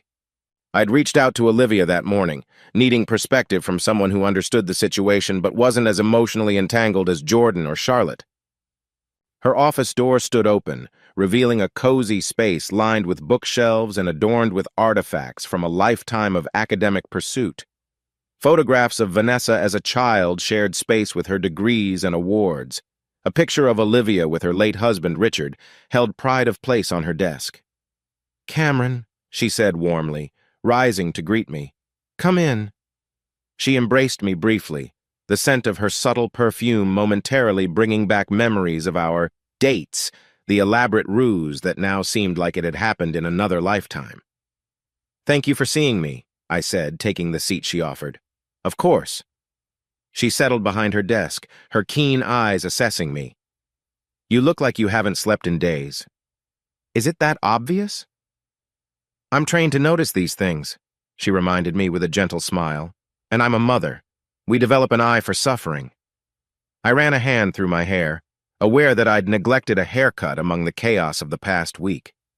I needed someone to talk to, someone who understands. And how are my grandchildren handling all this? As well as can be expected, Lucas keeps asking when things will go back to normal. Isabella. I sighed. She's angry, at both of us, I think, but especially at Vanessa. Olivia nodded, pain flickering across her features. Children are remarkably perceptive. Isabella always has been. She overheard us arguing the other day. Vanessa was pleading for another chance, saying people make mistakes. Isabella just looked at her and said, "Mistakes are when you forget to do your homework, not when you lie to everyone for months." Then she just walked out. "She's processing her pain through anger," Olivia observed. "It's a normal response." "Nothing about this feels normal," I admitted. "No, I suppose it doesn't." She leaned forward slightly. "Have you decided what you're going to do?" "That's why I'm here." "I don't know. Part of me wants to try for the kids' sake. But every time I look at Vanessa, I see her with Tristan. I hear her making excuses. I remember the calculated way she suggested I date you." I shook my head. "How do you come back from that level of betrayal?" "Some don't," Olivia said simply. "And that's okay, too." Her candor surprised me. "You're not going to advocate for your daughter?" "I love Vanessa with all my heart," she replied. "But I don't condone what she did. To you or to our family. Sometimes love means acknowledging someone's mistakes without excusing them." She says she's willing to try therapy, counseling, whatever it takes. "And are you?" I hesitated. "I don't know. I keep asking myself if there's anything left to save." Olivia was quiet for a moment, her gaze drifting to the photograph of her late husband. "My first marriage ended because of infidelity," she said finally. "Not mine, his." "I didn't know that. It's not something I discuss often, but perhaps it's relevant now." She adjusted a pen on her desk, aligning it perfectly with her notepad. "I was young, just out of graduate school. He was my professor, brilliant, charismatic, and very married, though he neglected to mention that until we were already involved. I'm sorry. Ancient history now, but when his wife discovered our relationship, she offered to forgive him if he ended things with me. He agreed." A shadow of old pain crossed her face. "Then, 3 years later, she found him with another student, and another after that." "A pattern," I observed. "Exactly. Some people change, Cameron. They learn from their mistakes, grow, become better partners. Others—" She shrugged. "Others don't. The question is, which category does Vanessa fall into? I wish I knew. Perhaps you need to find out." Olivia's expression softened. "Not for her sake, but for yours. So you can move forward whether that's together or apart without regret." I considered her words, finding a grain of truth there. If I walked away now, would I always wonder if I'd given up too easily? If I stayed, would I ever trust Vanessa again? "There's something else I wanted to discuss," I said, changing the subject slightly. "Charlotte." Olivia's eyebrows raised. "What about her?" "She's been supportive through all this, more than I would have expected from Vanessa's friend." "Charlotte has always had strong moral principles," Olivia observed. "And she cares about you. Both of you." "I've noticed," I admitted. "Sometimes I think I notice too much." Understanding dawned in Olivia's eyes. "Ah, it's inappropriate, isn't it, to even think about someone else when my marriage is barely cold? Life rarely follows the appropriate timing, Cameron." She smiled sadly. "I met Richard 6 months after my divorce.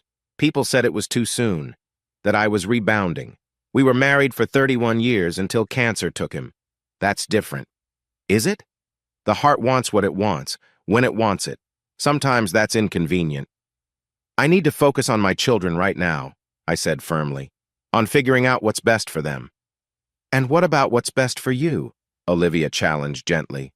"Children need happy parents, Cameron, whether those parents are together or apart."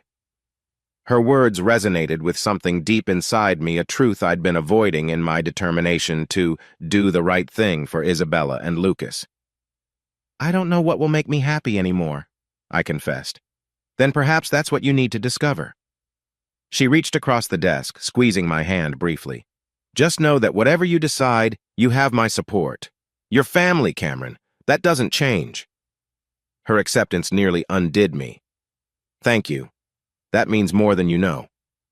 We talked a while longer, moving to safer topics, the children's school activities, my latest architectural project, her research.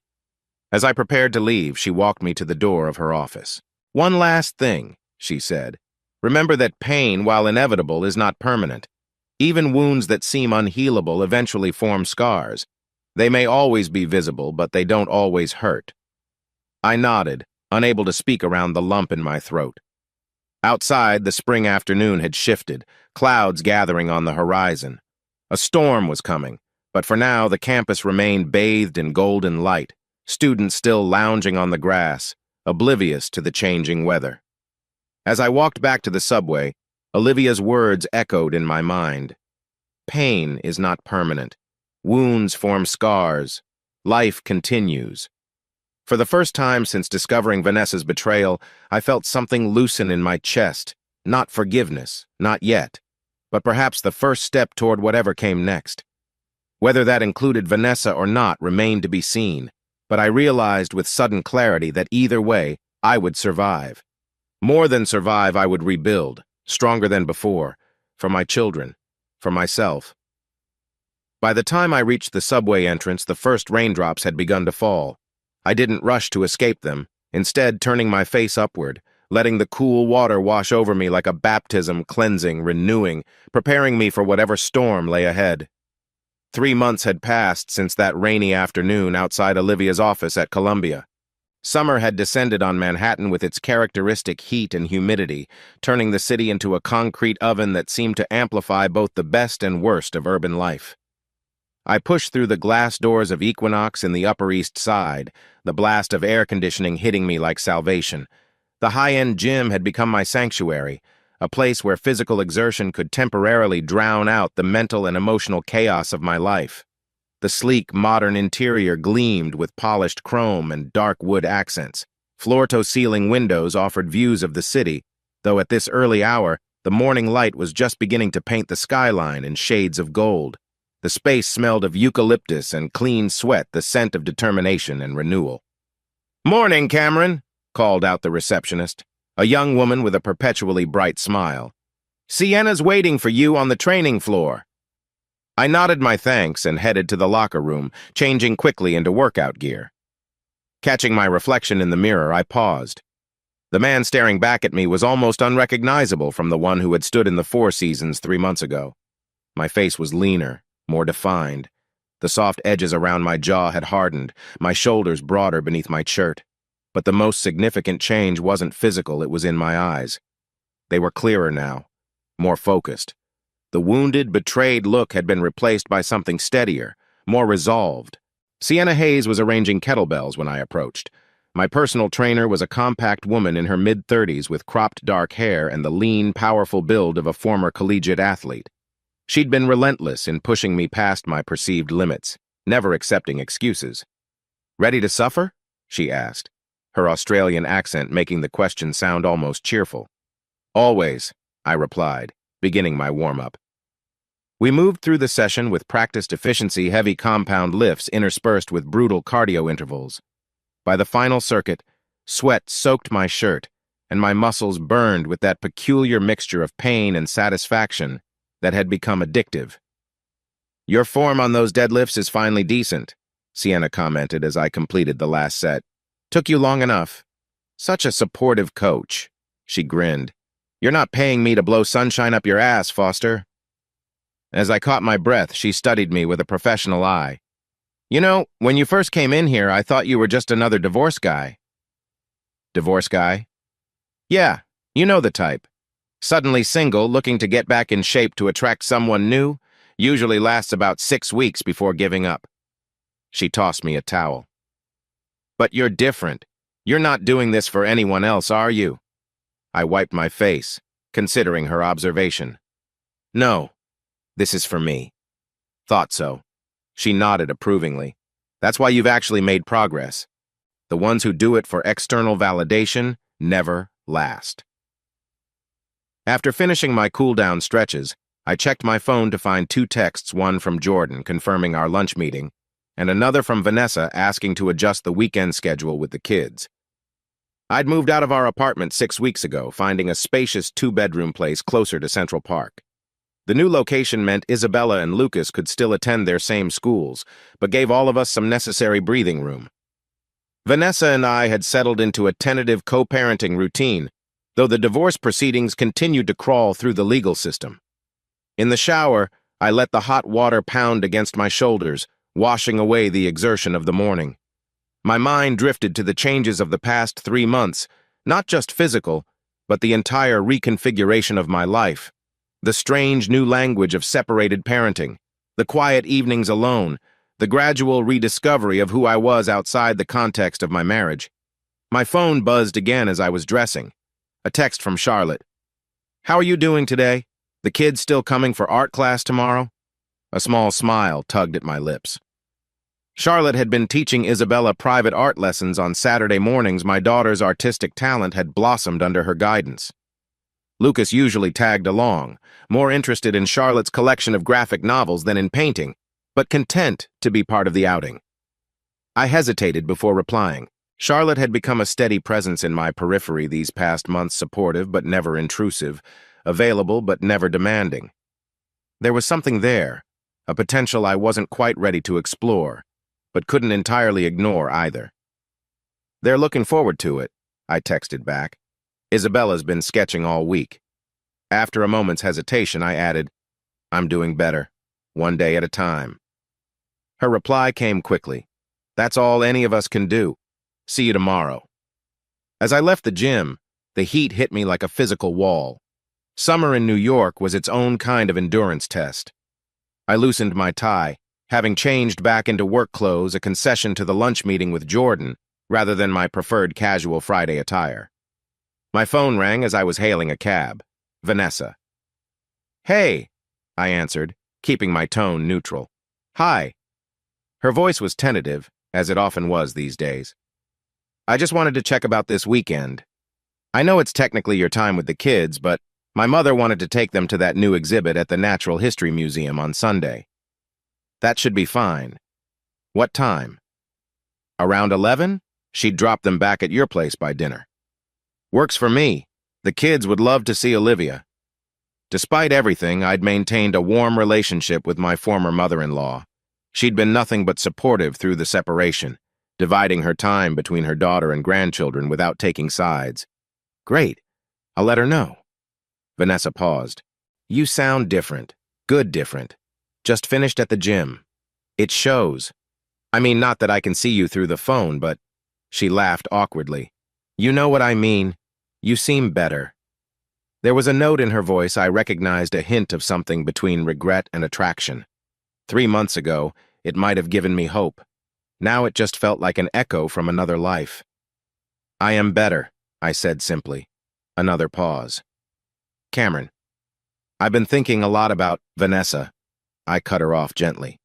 "We should stick to discussions about the kids for now." "Right." The disappointment in her voice was palpable. "Of course. I'll tell Mom it's fine for Sunday." After we hung up, I caught a cab downtown to meet Jordan.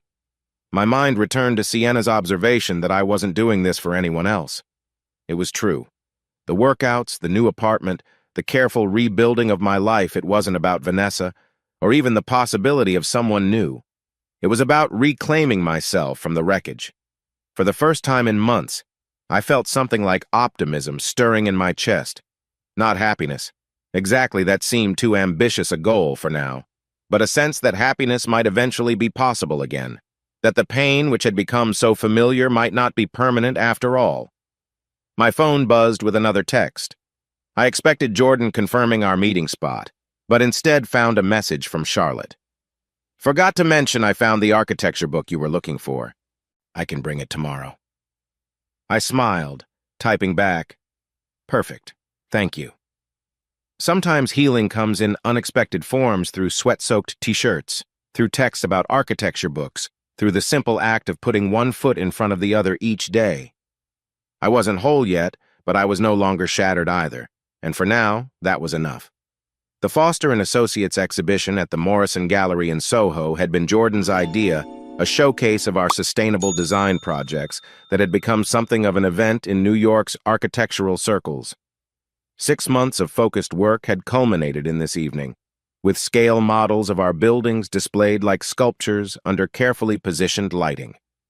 The gallery space was a converted warehouse, all exposed brick and steel beams, with polished concrete floors that echoed with the footsteps and voices of Manhattan's creative elite. The high ceilings and open layout gave our architectural models room to breathe, each design positioned to tell part of a larger story about the future of urban living. I stood near the centerpiece of the exhibition, a detailed model of the Westbrook Tower, the very project Tristan had tried to steal. The irony wasn't lost on me. The design that had nearly cost me my marriage had become the cornerstone of the firm's new direction. "Quite a turnout," Jordan said, appearing at my side with 2 glasses of champagne. He handed me one, surveying the crowd with satisfaction. "The Times reviewer is here, and I spotted at least 3 potential clients." "You were right about this," I admitted, taking a sip. "I wasn't sure we were ready to showcase the new designs." "Sometimes you need to leap before you're ready." He clinked his glass against mine. "Speaking of which, you're 9 o'clock." I turned discreetly to see Charlotte Reed entering the gallery, accompanied by a group of teenagers I recognized as her art students. She wore a simple emerald dress that complemented her eyes, her blonde hair pulled back in an elegant twist. As always, she carried herself with that quiet confidence that seemed to draw attention without demanding it. "Did you invite her?" I asked, trying to sound casual. Jordan's knowing smile told me I'd failed. The invitation went out to several arts educators, but yes, I made sure she was on the list. Meddling doesn't suit you, I muttered. Disagree. I'm excellent at it. He patted my shoulder. I'm going to charm that reviewer. You should say hello to Charlotte. Before I could object, he was gone, weaving through the crowd with practiced ease. I took another sip of champagne, watching as Charlotte guided her students toward one of the scale models, pointing out details of the design with genuine interest. The past 3 months, Charlotte had maintained a respectful distance while still remaining present in my life. Our interactions revolved primarily around Isabella's art lessons, with occasional texts about books or exhibits we thought the other might enjoy. There was an unspoken boundary neither of us had crossed, a recognition that timing mattered, that some wounds needed to heal before new connections could form. But watching her now, explaining architectural concepts to her students with enthusiasm, I felt something shift inside me, a readiness I hadn't felt before. I made my way across the gallery, catching snippets of conversations about sustainability features and design innovations.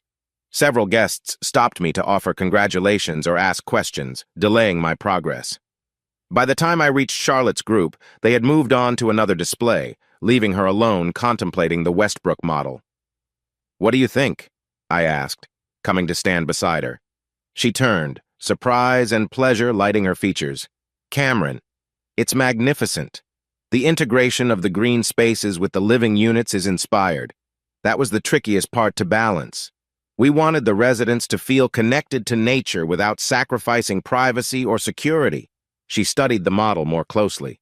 "You succeeded. It feels harmonious, like it belongs in the landscape rather than imposing upon it." Her observation struck me it was precisely what we'd been aiming for, though few people articulated it so clearly. "Thank you for coming," I said. "I wasn't sure if architecture exhibitions were your thing." "Are you kidding? The intersection of art and functionality? It's absolutely my thing." She smiled, a hint of shyness breaking through her usual composure. "Besides, I've been following your work for years." "Have you?" "Mm-hmm. Even before I knew you personally. Your adaptive reuse project for the old Brooklyn factory was featured in an article I used in my classroom." I had no idea. Well, I couldn't exactly bring it up when we first met. "Hi, I'm your wife's friend, and I admire your architectural philosophy. Seemed a bit much for a dinner party introduction." We both laughed, the moment easing some of the tension between us. "How are the kids?" she asked, shifting to safer territory. "Good. Isabella can't stop talking about your lessons. Lucas is adjusting. He still asks when we're all going to live together again sometimes." Sympathy softened her gaze. "That's hard. For all of you." "It is. But they're resilient. More than I expected, honestly." One of Charlotte's students approached, a lanky teenage boy with an earnest expression. "Miss Reed, we're heading to the next room. Should we wait for you?" "Go ahead, Tyler. I'll catch up in a few minutes." As the boy left, Charlotte turned back to me. "I should probably go supervise. Teenagers plus priceless architectural models equals potential disaster. They seem well-behaved to me. That's because they're on their best behavior. Trust me, I've seen what happens when they think no one's watching." She hesitated. "Cameron, I've been meaning to tell you. I'm sorry if my involvement in all this complicated things for you. With Vanessa, I mean." Her apology caught me off guard. "Complicated how?" "She was my friend. By warning you, by helping you expose what she and Tristan were doing. I chose a side. That couldn't have made your separation any easier." I considered this. It was true that Vanessa had felt doubly betrayed by me and by Charlotte, but that was hardly Charlotte's fault. "You did the right thing," I said firmly. "If anything, I should be thanking you. Without your warning, who knows how much longer their deception would have continued." She nodded, though uncertainty lingered in her eyes. Still, 15 years of friendship isn't something I walked away from lightly. I know, and I've never taken that for granted. A comfortable silence fell between us, the background noise of the gallery creating a private bubble around our conversation. "Dad!" Isabella's voice cut through the crowd as she appeared from behind a tall exhibition panel, Lucas trailing behind her, and My children were supposed to be with Vanessa tonight, their presence a complete surprise. "What are you two doing here?" I asked, kneeling to hug them both. "Mom brought us," Isabella explained, her eyes bright with excitement. "She said we should see your big night." Lucas nodded enthusiastically. "She's talking to some man about buildings. Can we see your models, Dad?" Charlotte stepped back slightly, as if to give us space, but Isabella spotted her immediately. "Miss Reed, you're here too!" My daughter beamed, clearly delighted by this unexpected convergence of her worlds. "I am. I brought some of my older students to see your dad's amazing designs. Like our Saturday lessons." Isabella turned to me. "Dad, can Miss Reed show us around? She explains things really well." I glanced at Charlotte, raising an eyebrow in question. She smiled. "I'd be happy to if your dad doesn't mind." "That would be great," I agreed, feeling a strange sense of rightness at the four of us standing there together. As Charlotte began pointing out features of the nearest model to my enraptured children, I looked up to see Vanessa watching us from across the room. Our eyes met, and in that moment, I saw a complex mixture of emotions cross her face: regret, resignation, and perhaps a glimmer of acceptance.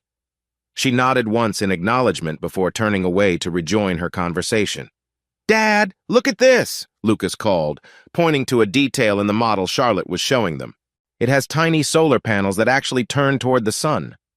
I moved closer to join them, feeling something unexpected unfold in this moment, the tentative beginnings of a new kind of happiness, different from what I'd known before, but no less real for its newness.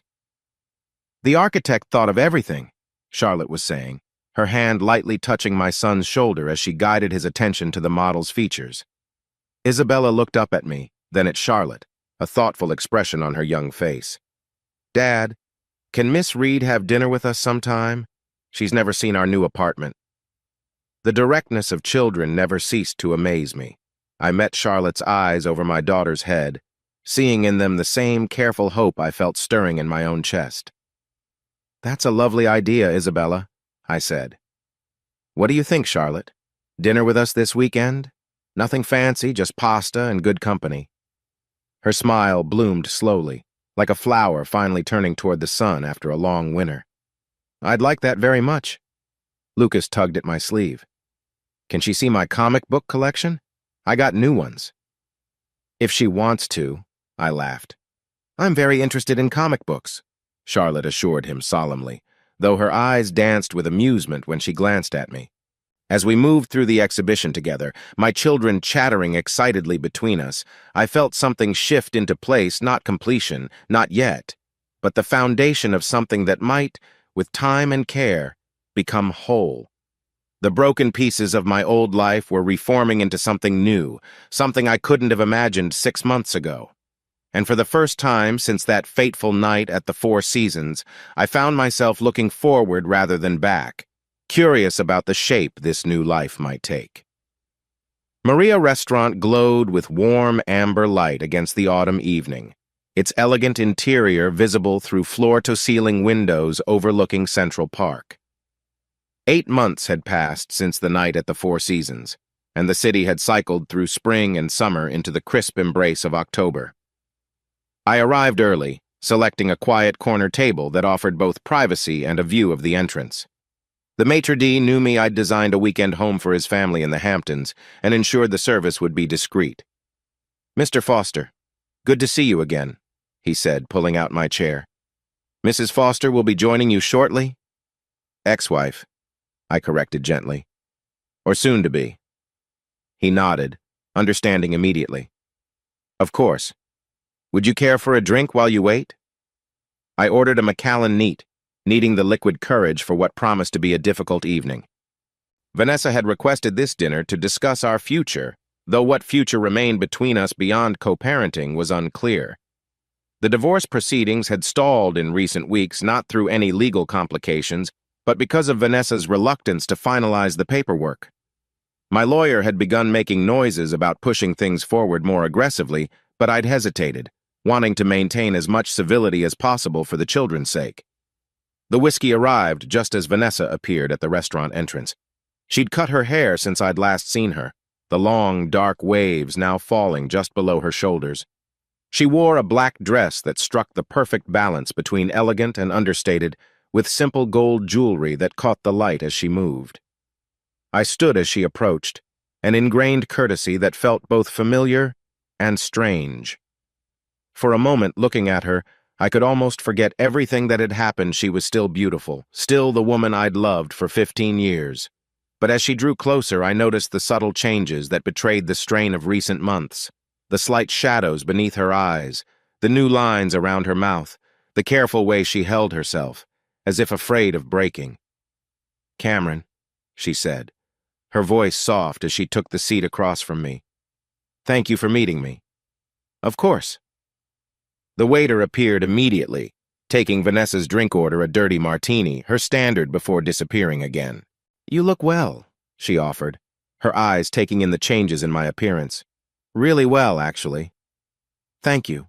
You look—" I hesitated, not wanting to lie, but unwilling to mention the signs of stress I'd observed. "Beautiful as always." A small smile curved her lips. Always the gentleman. Her martini arrived, and we went through the ritual of ordering seafood risotto for her, branzino for me, a bottle of Pinot Grigio to share. Once the waiter departed, silence descended, heavy with all the things we'd left unsaid these past months. "How are the kids doing at your place?" she asked finally. "Isabella mentioned you've been helping her with a big art project. She's creating a graphic novel, very ambitious, but she's dedicated." I smiled, thinking of my daughter's determination. "Lucas is adjusting. He still has nightmares sometimes, but they're less frequent now." Guilt flickered across Vanessa's face. "I didn't want any of this for them. I know." "Do you?" She met my eyes directly. "Sometimes I wonder if you think I planned for everything to fall apart this way." "Didn't you?" The words escaped before I could stop them, sharper than I'd intended. Vanessa flinched. "That's not fair." "Isn't it?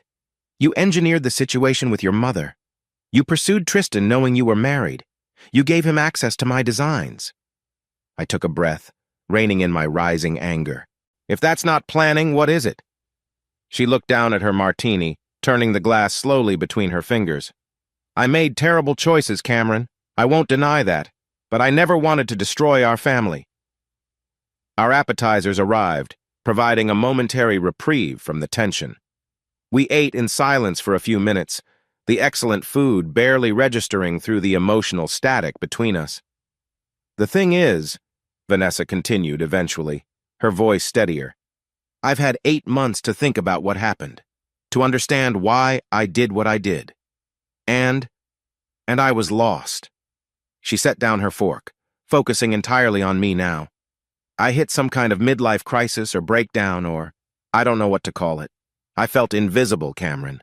Like I'd disappeared into being a wife and mother, and no one, including me, could see the woman underneath anymore. You never talked to me about feeling that way. I didn't know how. Or maybe I was afraid you wouldn't understand." She shook her head. "Tristan made me feel seen, desired, important. It was intoxicating. And look how that turned out," I said quietly. "I know. Believe me, I know." Her eyes glistened with unshed tears. "He used me, just like he used all those other women, and I was stupid enough to fall for it." The waiter cleared our plates and brought the main courses, the brief interruption allowing me to gather my thoughts. Part of me wanted to comfort Vanessa, to ease the obvious pain she was in. Another part, the part still nursing wounds from her betrayal, kept me silent. "I heard about Nexus Innovations," I said once we were alone again. "The SEC investigation, the bankruptcy filing. It's all over the financial news," she confirmed. "Apparently Tristan was running something close to a Ponzi scheme, using new investor money to cover old losses while skimming millions for himself." "And Madison?" "Divorcing him, obviously. Her father's connections helped her avoid being implicated in the fraud, from what I understand." Vanessa took a sip of wine. "She was smart to get out when she did." The irony of her statement hung in the air between us. If anyone had been smart to get out, it was me, though smart hardly captured the pain and chaos of the past 8 months. "Cameron," Vanessa said suddenly, reaching across the table to touch my hand, "I know I have no right to ask this, but I need to know if there's any chance for us. any possibility at all that we could try again? Her touch sent a confused jolt through me, familiar yet foreign, desired yet unwelcome. I gently withdrew my hand. Why? I asked simply. Because I still love you. Her voice broke slightly. Because 15 years and 2 children should count for something. Because I made a terrible mistake and I'm begging for a second chance. She looked beautiful in her vulnerability, and for a brief moment I could feel the ghost of what we'd once had, the connection, the history, the comfortable certainty of a shared life. But it was just that, a ghost, insubstantial against the solid reality of all that had happened since. I don't think that's possible, Vanessa. Why not? People overcome affairs. Couples rebuild trust. It happens all the time. This wasn't just an affair, I reminded her gently. You betrayed me on multiple levels. You manipulated me. You compromised my work. I know. Tears spilled down her cheeks now, but she made no move to wipe them away. And I will spend the rest of my life making it up to you if you'll let me. Please, Cameron. We can go to counseling. Take it slow. Whatever you need. I really looked at her, and tried to imagine rebuilding a life together. Could I ever trust her again? Could I sleep beside her without wondering if she was messaging someone else? Could I share my work, my dreams, my vulnerabilities with her, knowing what she'd done with those things before? There's someone else, isn't there? She asked, reading something in my expression. Charlotte. I didn't deny it. We're exploring possibilities, taking things very slowly. Vanessa nodded, a bitter smile twisting her lips. I should have known, the way she looked at you even years ago. I used to joke with her about her little crush on my husband. It's not like that. Charlotte and I are building something honest, from the ground up. We're both very aware of the complicated situation. And the kids? How do they feel about Daddy's new girlfriend? The barb stung, but I kept my voice level. They like Charlotte. They always have. She's been careful and respectful with them, and they appreciate her honesty. I met Vanessa's gaze directly. Kids understand more than we give them credit for. They know who was honest and who wasn't. She flinched as if I'd slapped her. That's cruel, Cameron. It's the truth. And I think we've had enough deception between us, don't you? Silence fell again, heavy with the finality of what was happening. Our marriage wasn't just damaged, it was over. Had been over for months, perhaps even before Tristan entered the picture. I want primary custody, Vanessa said suddenly, her tone shifting from pleading to hardened. If you're going to parade your new relationship in front of our children, I think they should live with me. That's not happening, Vanessa. We agreed on shared custody from the beginning. Things change. I'll fight you on this, Cameron. Is that really what you want? To drag our children through a custody battle? I leaned forward, keeping my voice low. Think about what that would do to them. To Isabella, who's just starting to trust adults again. To Lucas, who still has nightmares. Uncertainty flickered in her eyes. I just want what's best for them. Then let's stick with the arrangement that's working. They need both of us, Vanessa. Despite everything, you're still their mother, and they love you. She was quiet for a long moment, conflict plain on her face. Finally, she nodded, the fight going out of her. You're right. I'm sorry, I'm losing everything, Cameron. My marriage, my home, my dignity. Her voice broke on the last word. Despite everything, I felt a surge of compassion for her. Vanessa had made terrible choices, but she was still human, still capable of suffering, still the mother of my children. You haven't lost the kids, I said gently. And you haven't lost your chance at happiness. It just won't be with me. She wiped away her tears, visibly pulling herself together. Is she good to them, Charlotte? Yes, very. And to you? I hesitated, then answered honestly. Yes, she's kind and patient and straightforward. What you see is what you get with Charlotte. Vanessa nodded, a sad smile touching her lips. I'm glad. You deserve that. We finished our meal in a strange, melancholy peace, not reconciliation, but perhaps the beginning of acceptance. As we waited for the check, Vanessa looked at me with clear eyes. I'll sign the papers, she said. No more delays. It's time we both move forward. Thank you. Outside the restaurant, the October night was cool and clear. the city lights reflecting off the windows of the buildings surrounding us.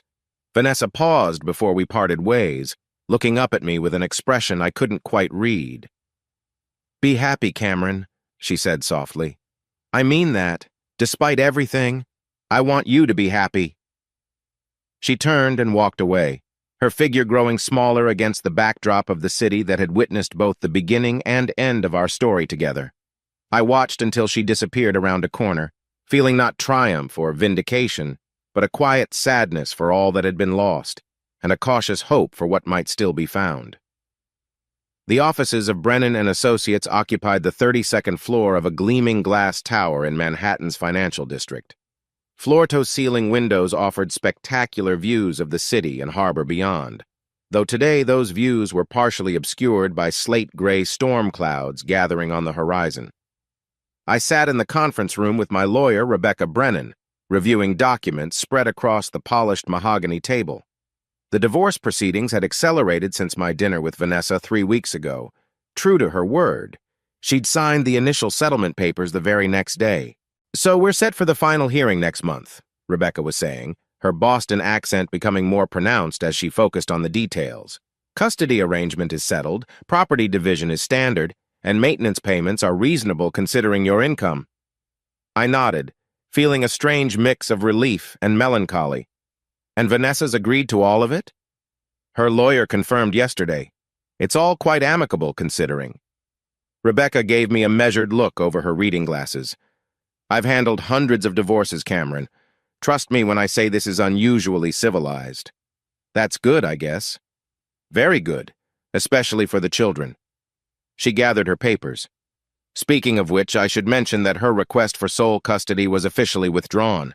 She's committed to the shared arrangement we originally outlined." This news lifted some of the weight from my shoulders. Despite our dinner conversation, I'd half expected Vanessa to pursue the custody threat, driven by hurt and jealousy. "That's a relief," I admitted. Rebecca nodded, but before she could respond, her assistant knocked and entered the conference room. "I'm sorry to interrupt," the young man said, "but there's a Miss Blake here to see Mr. Foster. She says it's urgent and related to the case." Rebecca and I exchanged surprised glances. "Madison Blake?" I asked. "Yes, sir. She's quite insistent." Rebecca raised an eyebrow. "This could be interesting." "Show her in, please." A moment later, Madison entered the conference room as polished and composed as I remembered from our meeting at the Four Seasons. She wore a tailored navy suit that screamed old money, her blonde bob immaculate despite the rising wind outside. "Cameron," she said with a nod, "I apologize for the intrusion." She extended a hand to Rebecca. "Madison Blake, I believe we met at the Harrison fundraiser last year." "Of course," Rebecca replied smoothly. "Please join us."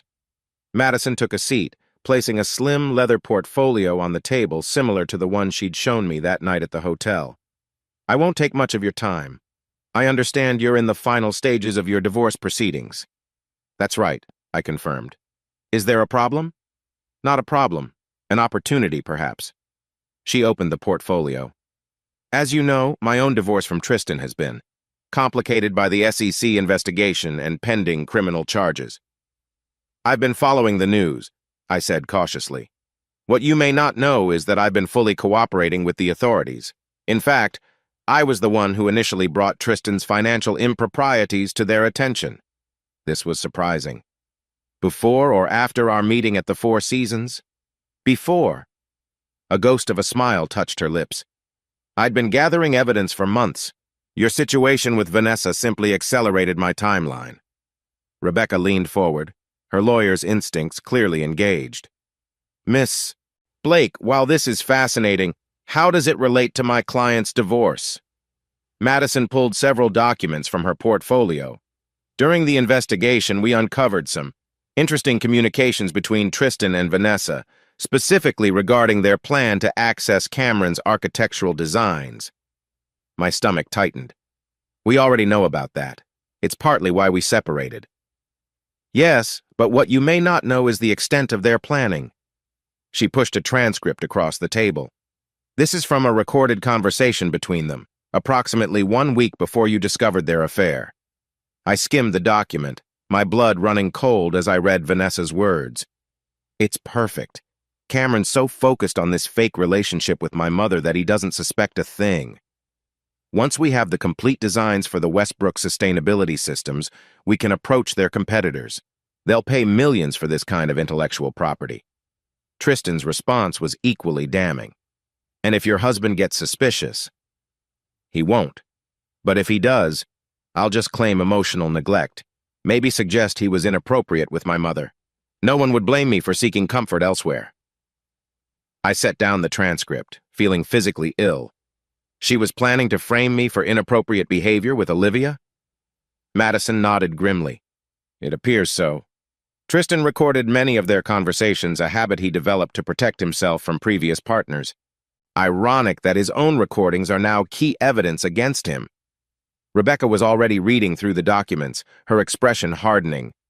This changes things, Cameron. Industrial espionage, conspiracy to defame. These aren't just grounds for divorce, they're potentially criminal. I don't want to press charges against the mother of my children, I said immediately. Understandable, Madison replied, and likely unnecessary.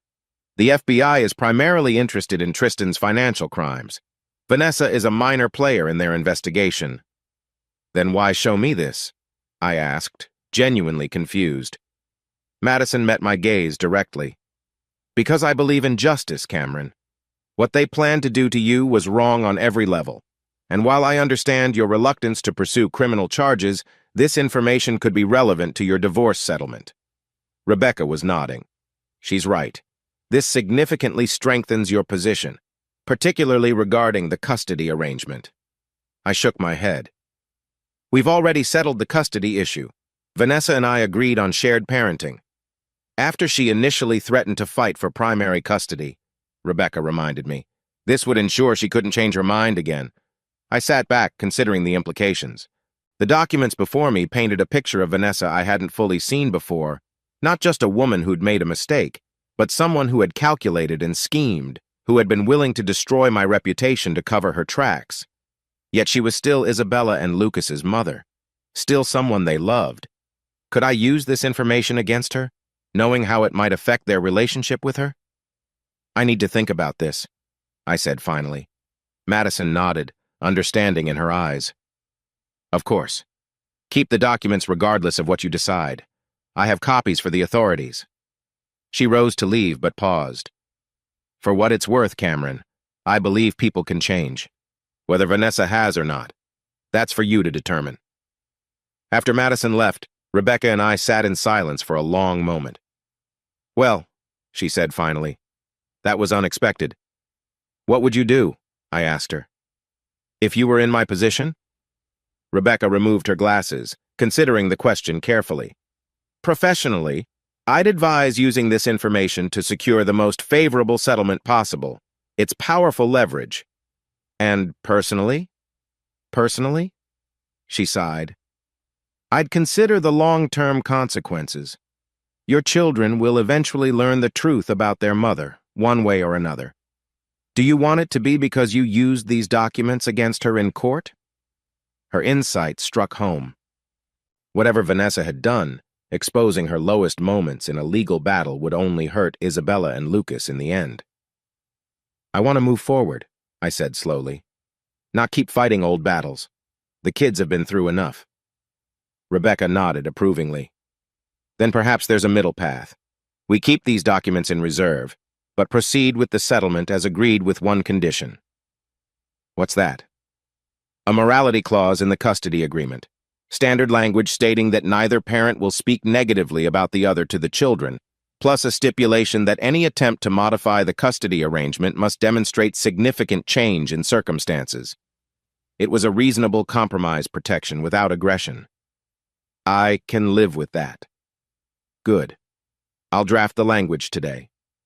She gathered the documents Madison had provided. Cameron, for what it's worth, I think you're making the right choice. Vengeance might feel satisfying in the moment, but it rarely leads to peace. As I left the office building, the storm that had been threatening all morning finally broke, rain pouring down in sheets. I stood under the awning, Watching as pedestrians scurried for cover, taxis splashed through growing puddles, and the city adapted to the downpour with its characteristic resilience. My phone rang, Isabella calling from school. "Dad, can you pick me up? Art club got canceled because Miss Winters is sick." "Of course, sweetheart. I'll be there in 20 minutes. Is it okay if Lucas comes too? Mom's in meetings all afternoon." "Absolutely. You guys can hang out at my place until dinner." "Thanks, Dad. Oh, and can we have pizza? Please?" I smiled, her normal teenage request grounding me after the emotional turbulence of the morning. "Pizza it is?" As I hailed a taxi, my phone buzzed with a text from Charlotte. "Still on for dinner tomorrow?" I typed back, "Absolutely. The kids are looking forward to it." Another message followed quickly. "And you?" I smiled, feeling a warmth spread through me despite the rain. Even more than they are. The taxi pulled up, splashing water onto the curb. As I climbed in, giving the driver directions to Isabella's school, I felt a strange sense of peace settle over me. The final cards had been played, the game was nearly over, and somehow, against all odds, I wasn't losing after all. The Manhattan Family Court building stood like a weathered sentinel in downtown Manhattan, its stone facade a stark contrast to the glass and steel towers surrounding it. On this crisp November morning, 14 months after that fateful night at the Four Seasons, the building's cold formality seemed appropriate for the occasion that brought me here, the final dissolution of my 15-year marriage. I arrived early, pausing at the base of the wide stone steps to collect myself. The sky above was a pale, washed-out blue, the weak winter sun doing little to dispel the chill in the air. People hurried past on the sidewalk, bundled in coats and scarves, each lost in their own world of concerns and deadlines, none of them knowing or caring that today marked both an ending and a beginning for me.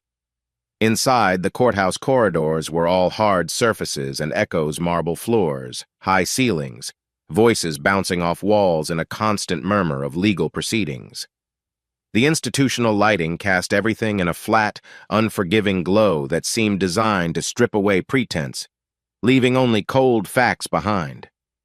I found a bench outside our designated courtroom and sat, unconsciously adjusting my tie. I'd chosen a dark gray suit for the occasion, somber without being funereal, professional without being flashy, the kind of outfit that says, "I'm taking this seriously, but I've already moved on." Which was true, mostly. The past 14 months had been a journey from devastation to rebuilding, from the shock of betrayal to the quiet satisfaction of creating something new from the wreckage. The divorce proceedings themselves had been relatively straightforward after Madison's intervention. Vanessa had signed the settlement papers without further resistance, agreeing to shared custody and a fair division of assets. Cameron.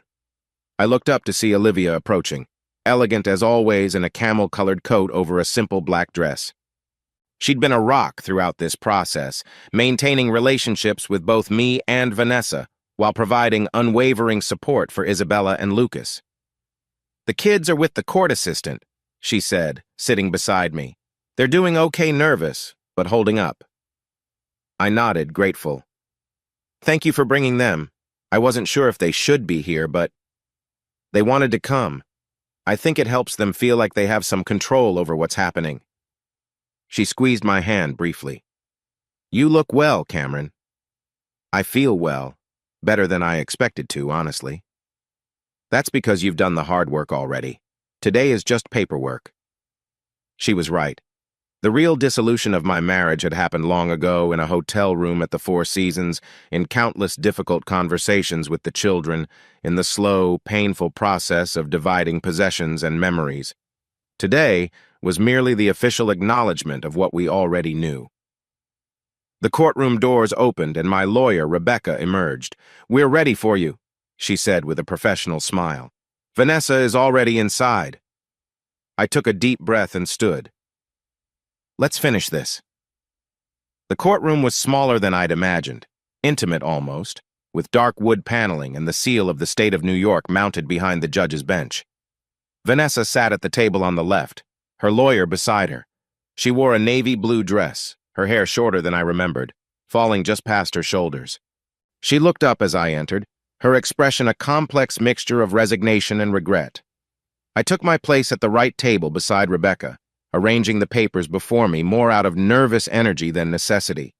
The proceedings themselves were brief and anticlimactic, a few questions from the judge, signatures on multiple documents, official statements about mutual agreement and irreconcilable differences.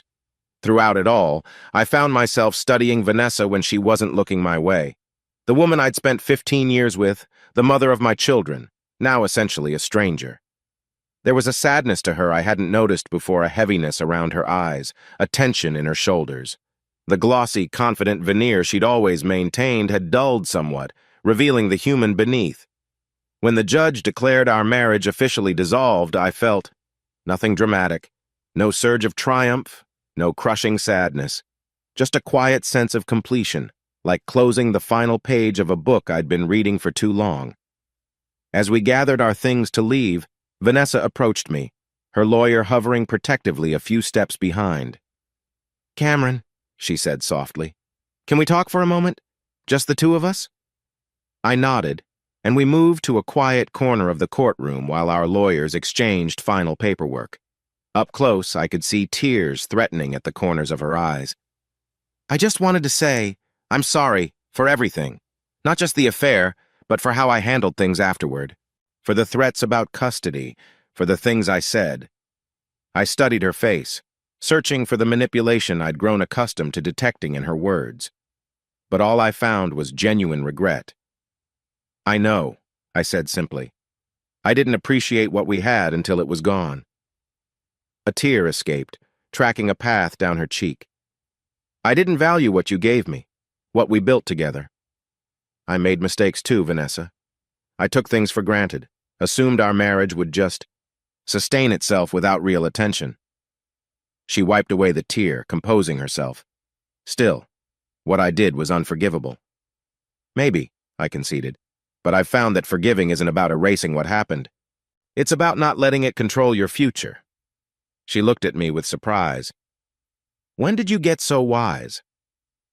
"Around the same time I got so old," I replied with a small smile, gesturing to the strands of gray that had appeared at my temples over the past year. That earned a genuine laugh from her, a sound I hadn't heard in a long time.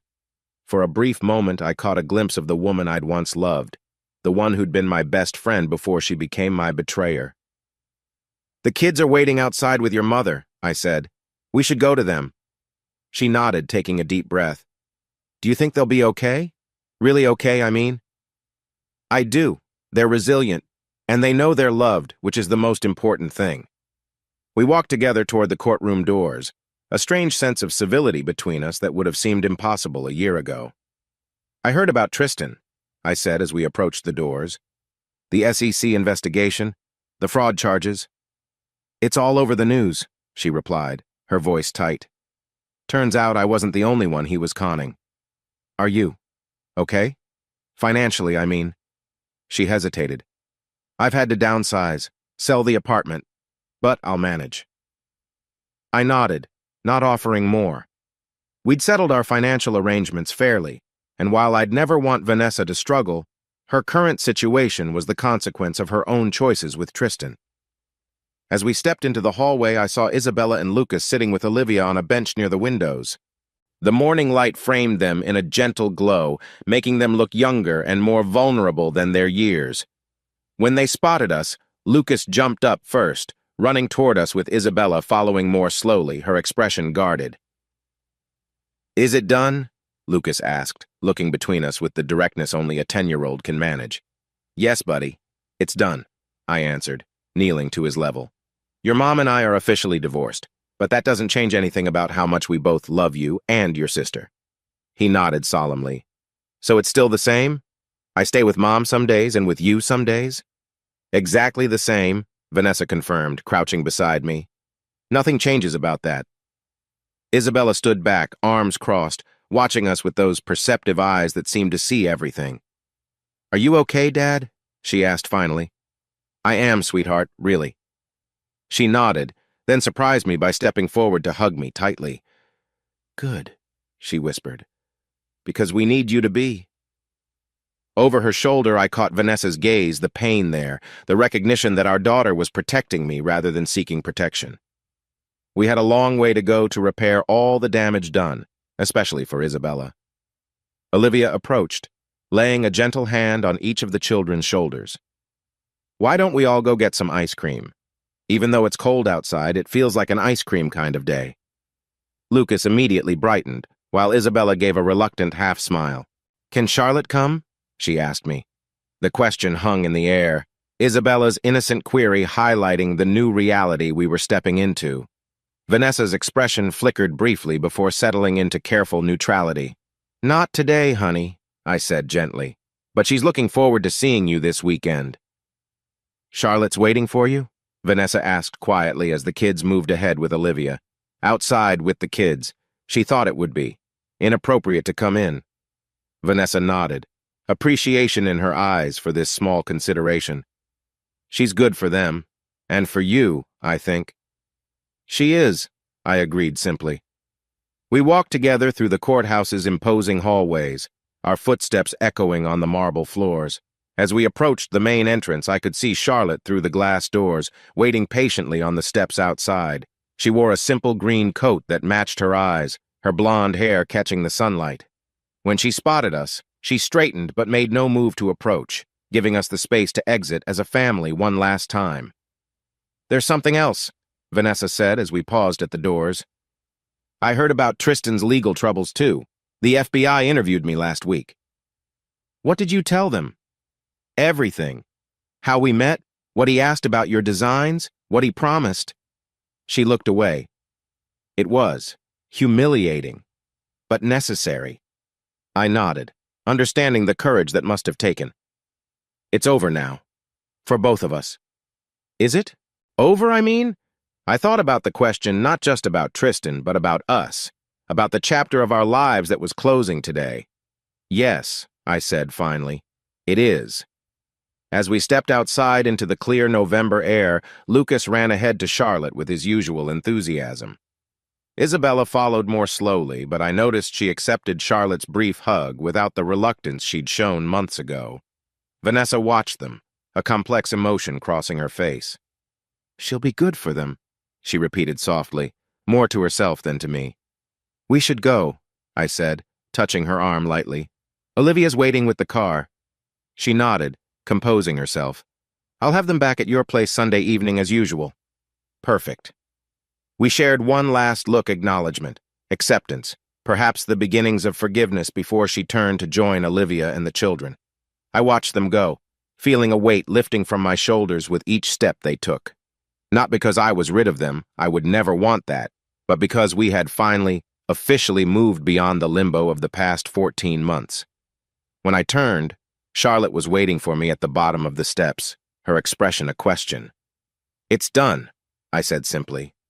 She nodded, understanding all that those two words contained. "How are you feeling?" "Lighter," I admitted.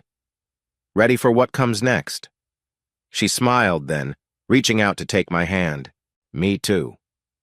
As we walked away from the courthouse together, the winter sun broke fully through the clouds, bathing the city in unexpected warmth. Ahead of us, the skyline stretched toward the future different than the one I'd once imagined, but no less full of possibility. 6 months after the divorce was finalized, Brooklyn Heights bloomed in the full flush of spring. Cherry blossoms dusted the tree-lined streets like pink snow, and the brownstones wore their seasonal adornments of window boxes and fresh paint, with the pride of survivors who'd made it through another New York winter. I'd purchased my brownstone 3 months earlier, a 3-story brick testament to 19th century craftsmanship with high ceilings, original moldings, and the kind of solid construction that had weathered a century and a half of city life. The floors creaked in places, the windows sometimes stuck, but it felt more like home than any place I'd lived since childhood. The kids had their own rooms on the 2nd floor, decorated to their specifications. Isabella's a sophisticated blend of art supplies and vintage movie posters. Lucas's an explosion of comic books and science experiments. My architectural studio occupied the back room on the 1st floor, with tall windows overlooking a small garden that was slowly coming back to life under Charlotte's care. I was in that studio, reviewing plans for a new sustainable housing project in Queens, when my phone buzzed with a text from Vanessa. Need to talk. Can I stop by this afternoon? Our communication over the past 6 months had been cordial but limited, focused entirely on co-parenting logistics and the children's needs. This request for a face-to-face meeting was unusual enough to give me pause. I texted back, "Sure, I'll be home all day. Everything okay?" Her reply came quickly. "Yes, just need to discuss something in person. 3 p.m. I confirmed the time and returned to my work, though my concentration was broken. What could Vanessa want to discuss that couldn't be handled via text or phone? The kids were doing well in school, the custody arrangement was working smoothly, and our financial settlement had been finalized months ago. By 3 o'clock, I'd managed to complete my work despite the distraction of wondering about Vanessa's visit. I heard her knock precisely on time, always punctual, one of the traits that had made her successful in her career. When I opened the door, I was struck by how different she looked from the woman I'd been married to. Gone were the designer outfits and perfect makeup. Instead, she wore simple jeans and a light sweater, her hair pulled back in a casual ponytail. She looked younger somehow, but also more worn around the edges. "Thanks for seeing me," she said, stepping inside and glancing around with obvious curiosity. "Nice place." "Thanks. The kids love it here." I led her through to the kitchen where I'd set up coffee and the cookies Lucas and I had baked the previous weekend. "Coffee? Please." She took a seat at the island, still taking in the details of the house. "It suits you. Warm but not fussy. Practical but with character." I poured her coffee and pushed the sugar bowl toward her 2 spoonfuls, a habit I still remembered after all this time. "So what's up? Everything okay with the kids?" "They're fine." She wrapped her hands around the mug, seeming to draw comfort from its warmth. "This is about Tristan, actually." The name still had the power to tighten something in my chest, though the sharp pain had long since dulled to a distant ache. "What about him?" She took a deep breath. "I'm not sure if you've been following the news, but his trial starts next month. Securities fraud, wire fraud, money laundering, the whole package." I've seen the headlines. In truth, I deliberately avoided reading too deeply about Tristan's legal troubles, not wanting to reopen old wounds. "Well, what you might not know is that I've been caught up in the investigation." She met my eyes directly. "I invested money with him, Cameron. A lot of money." I set down my coffee cup. "How much?"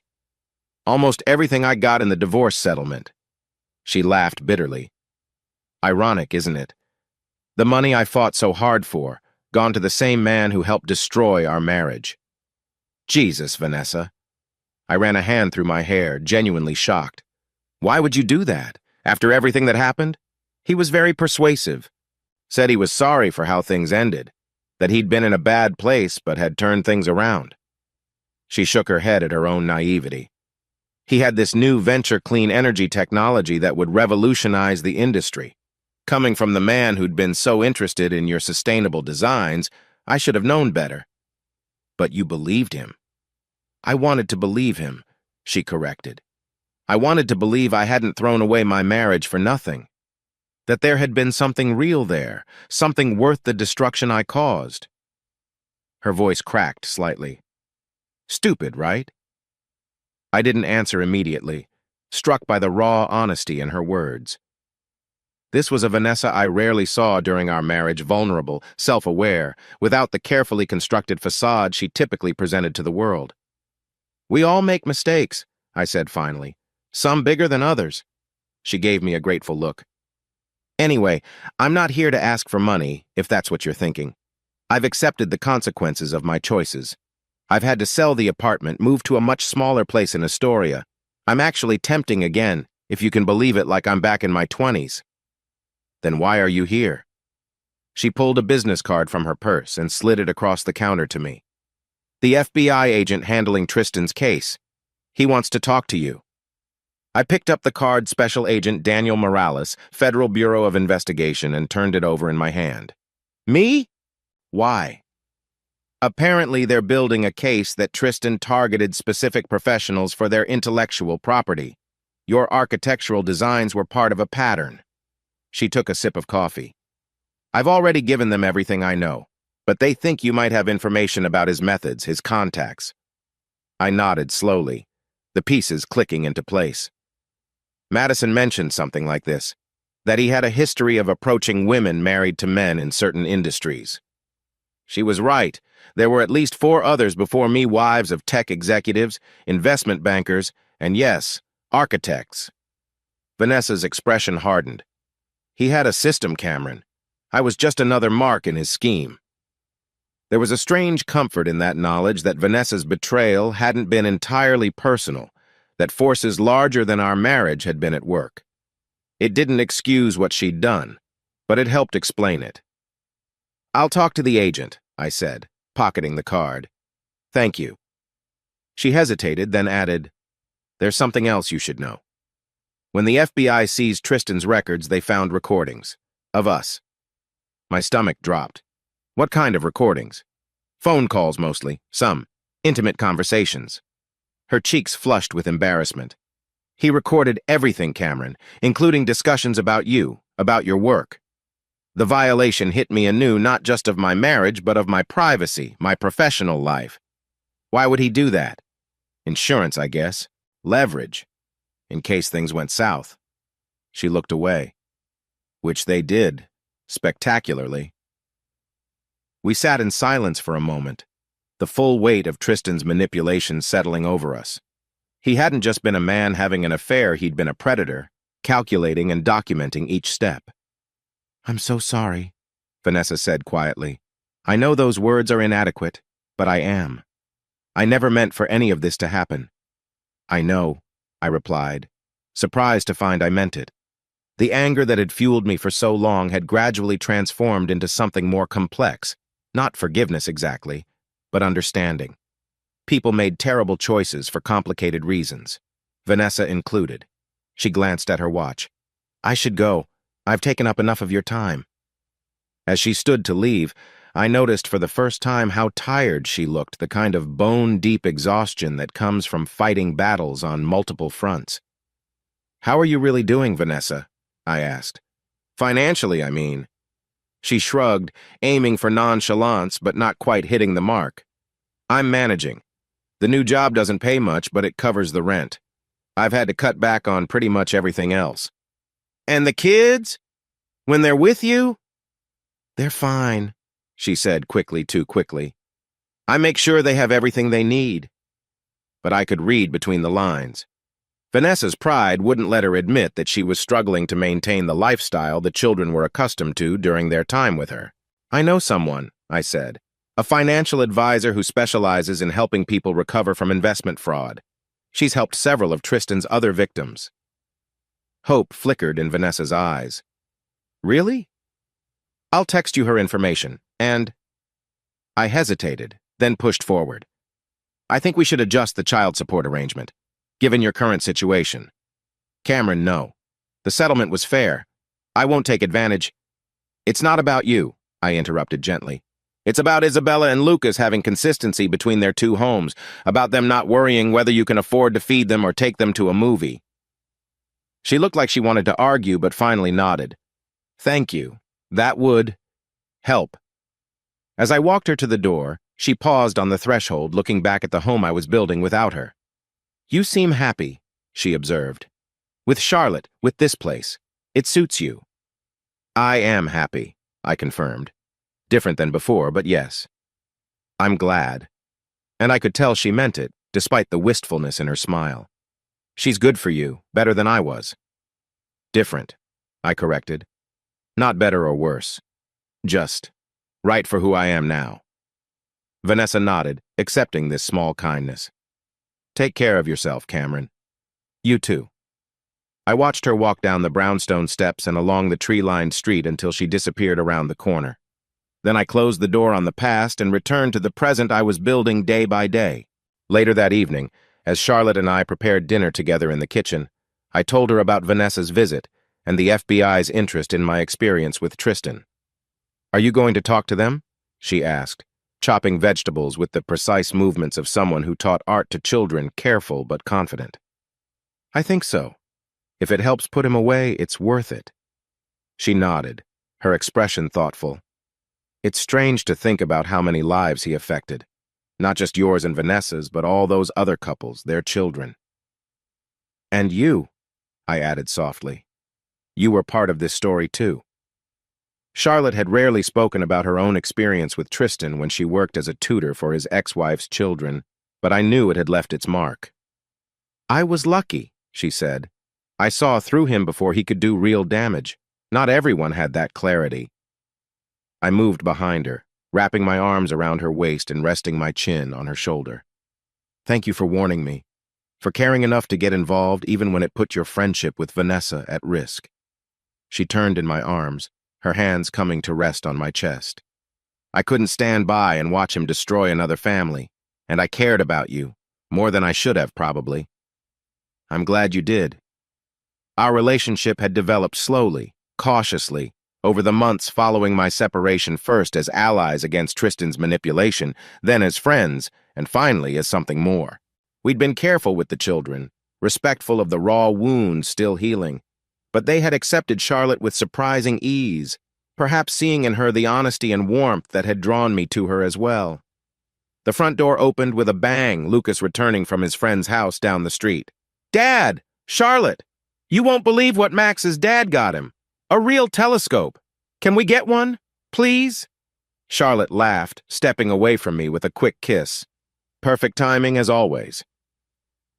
We'll talk about the telescope after dinner, I called back, watching as she resumed chopping vegetables, her movements easy and natural in my kitchen, our kitchen now. Later, after the kids were in bed, I found the business card Vanessa had given me and dialed Agent Morales' number. As the phone rang, I looked around at the life I'd rebuilt from the wreckage of betrayal, different than I'd planned, but solid and true in ways my marriage had perhaps never been. Agent Morales, a voice answered. This is Cameron Foster, I said. I understand you wanted to speak with me about Tristan Blake. As I began to tell my story, I felt the last pieces of the past settling into place, not forgotten, but finally ready to be filed away as lessons learned rather than wounds still bleeding. 18 months after the divorce, our Brooklyn Heights brownstone had transformed from a house into a home. What had once been empty rooms filled with unpacked boxes now overflowed with the evidence of shared lives, children's artwork on the refrigerator, Charlotte's photography books stacked beside my architectural journals, a collection of beach stones and sea glass from our weekend trips to Montauk arranged on the windowsills. On this particular evening in early summer, golden hour sunlight streamed through the tall windows of our living room, catching dust motes in its glow and turning them to floating stars. The French doors to the small backyard stood open, allowing in the gentle sounds of early evening distant traffic, bird song, the laughter of neighborhood children playing before dinner. I sat at the dining table reviewing final adjustments to a new sustainable housing development while Charlotte moved around the kitchen preparing dinner. She hummed softly as she worked, occasionally stopping to check something on her phone recipes, I assumed, though her cooking had long since surpassed the need for instruction. We'd been living together for 6 months now, easing into cohabitation with the careful deliberation that had characterized our entire relationship. The children spent alternating weeks with us and Vanessa, a rhythm that had finally become familiar to all of us. Dad? Isabella's voice called from upstairs. Have you seen my charcoal pencils? Check the studio, I called back. I think you left them there yesterday. Footsteps thundered down the stairs as Lucas raced into the kitchen, brandishing a science worksheet. Charlotte, I finished my volcano diagram. Can you help me color it before dinner? Charlotte wiped her hands on a dish towel. Let's see what you've got, Professor Lucas.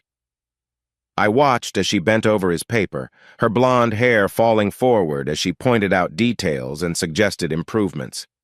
At 12, Lucas had moved past his initial wariness of Charlotte and now sought her out specifically for art-related projects, recognizing her expertise in a way that made my heart swell. Isabella appeared in the doorway, charcoal pencils in hand. At 14, she was caught in that delicate space between childhood and adolescence, sometimes strikingly mature, sometimes heartbreakingly young. Her relationship with Charlotte had evolved more slowly than Lucas's, built on a foundation of shared artistic interests, and Charlotte's unfailing respect for Isabella's boundaries. Dinner in 20 minutes, Charlotte announced. Isabella, can you set the table? Lucas, go wash those hands. I can see the marker from here. The domestic scene unfolded with the ease of long practice, each of us falling into our roles without discussion. As I packed away my work materials, I marveled at how naturally we'd formed this new family unit, not without challenges, but with a fundamental rightness that sometimes took my breath away. "Penny for your thoughts," Charlotte said, appearing at my side with 2 glasses of wine. "Just thinking about how far we've come," I replied, accepting the glass with a smile. "All of us." She settled into the chair beside me, her knee brushing mine. "It's been quite a journey. Worth every step." Her green eyes met mine, warm with understanding. Charlotte had never pushed for declarations or guarantees, never demanded more than I could give as I healed from the wreckage of my marriage. Instead, she'd simply been present, steady and true, allowing our relationship to develop at its own pace. The result was a connection deeper and more honest than anything I'd experienced before, built on choice rather than obligation, on clear-eyed knowledge of each other's flaws rather than idealized projections. "How was your class today?" I asked, referring to the advanced art course she taught at the local community center. "Good. Challenging." She took a sip of wine. "I have this one student reminds me a bit of Isabella, actually. Talented but so self-critical. I'm trying to help her see her work objectively. You're good at that, helping people see themselves clearly." She smiled, a slight blush coloring her cheeks. "I try." Our conversation was interrupted by Isabella's return to set the table, followed by Lucas with his newly scrubbed hands. The dinner that followed was like dozens we'd shared before, simple food, overlapping conversations about school projects and weekend plans, the occasional sibling squabble quickly resolved. As Charlotte and Isabella cleared the dishes afterward, discussing a gallery exhibition they planned to visit, Lucas tugged at my sleeve. "Dad," he whispered urgently, "did you ask her yet?" I shook my head slightly. "Not yet, buddy. Soon. But you have the ring, right?" His whisper was loud enough to draw Charlotte's attention. "What ring?" she asked, turning from the sink. Lucas's eyes widened in horror at his mistake.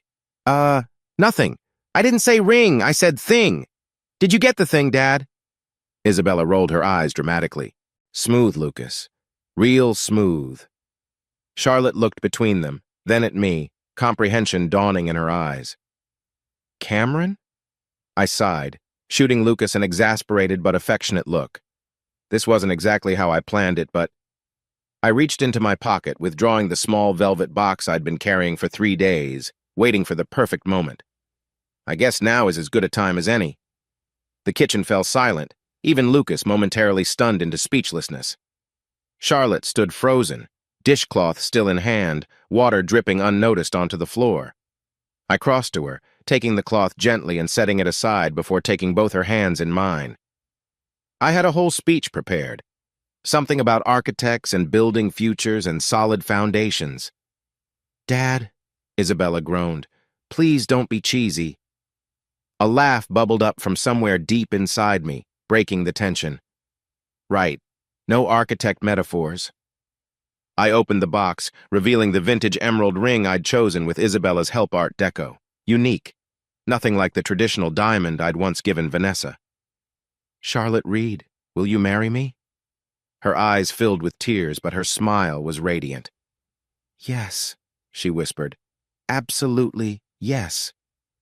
As I slipped the ring onto her finger, Lucas let out a whoop of triumph, and Isabella clapped her hands over her mouth, her own eyes suspiciously bright. Then Charlotte was in my arms, her lips finding mine in a kiss that tasted of promise and future and home. Later that evening, after the excitement had settled and the children had gone to bed, Charlotte and I sat in the small garden behind the brownstone. Fairy lights twinkled in the trees, casting a magical glow over the urban oasis she'd created with careful attention. "I can't believe you involved the kids in this," she said, admiring the way her ring caught the light. "They insisted. Isabella helped pick the ring, actually. Said you'd hate anything too traditional." She was right. Charlotte smiled, touching the emerald gently. "It's perfect." "They're okay with this, you know," I said. "More than okay. They love you." "I love them too. So much." She leaned her head against my shoulder. Have you told Vanessa? I nodded. Last week when I dropped the kids off. I wanted her to hear it from me, not them. How did she take it? Better than I expected. Said she was happy for us. I paused, remembering the flash of pain I'd seen beneath Vanessa's composed expression. I think she meant it mostly. Charlotte nodded, understanding without judgment. And Olivia? Thrilled. Said it was about damn time. I chuckled at the memory of my former mother-in-law's enthusiastic response. She wants to help with the wedding planning. I'd like that. Charlotte twisted to look up at me. She's been so kind to me despite everything, accepting me into the family when she could have seen me as the woman who replaced her daughter. That's Olivia. She sees beyond the obvious. I pressed a kiss to Charlotte's temple. And you didn't replace anyone. You created something new. We sat in comfortable silence for a while, the city's distant hum providing a backdrop to our private moment of happiness. Eventually, Charlotte spoke again, her voice soft but certain. I have something to tell you, too. Something in her tone made me shift to look at her properly. What is it? She took a deep breath, her hand finding mine. I'm pregnant. The world seemed to pause, then restart with a clarity that made everything sharper, brighter. Pregnant? You're sure? She nodded, a smile spreading across her face. 6 weeks. I confirmed it with the doctor yesterday. A baby, I whispered, the reality of it washing over me in waves of joy and wonder. We're having a baby. Are you happy? She asked, a trace of vulnerability in her question.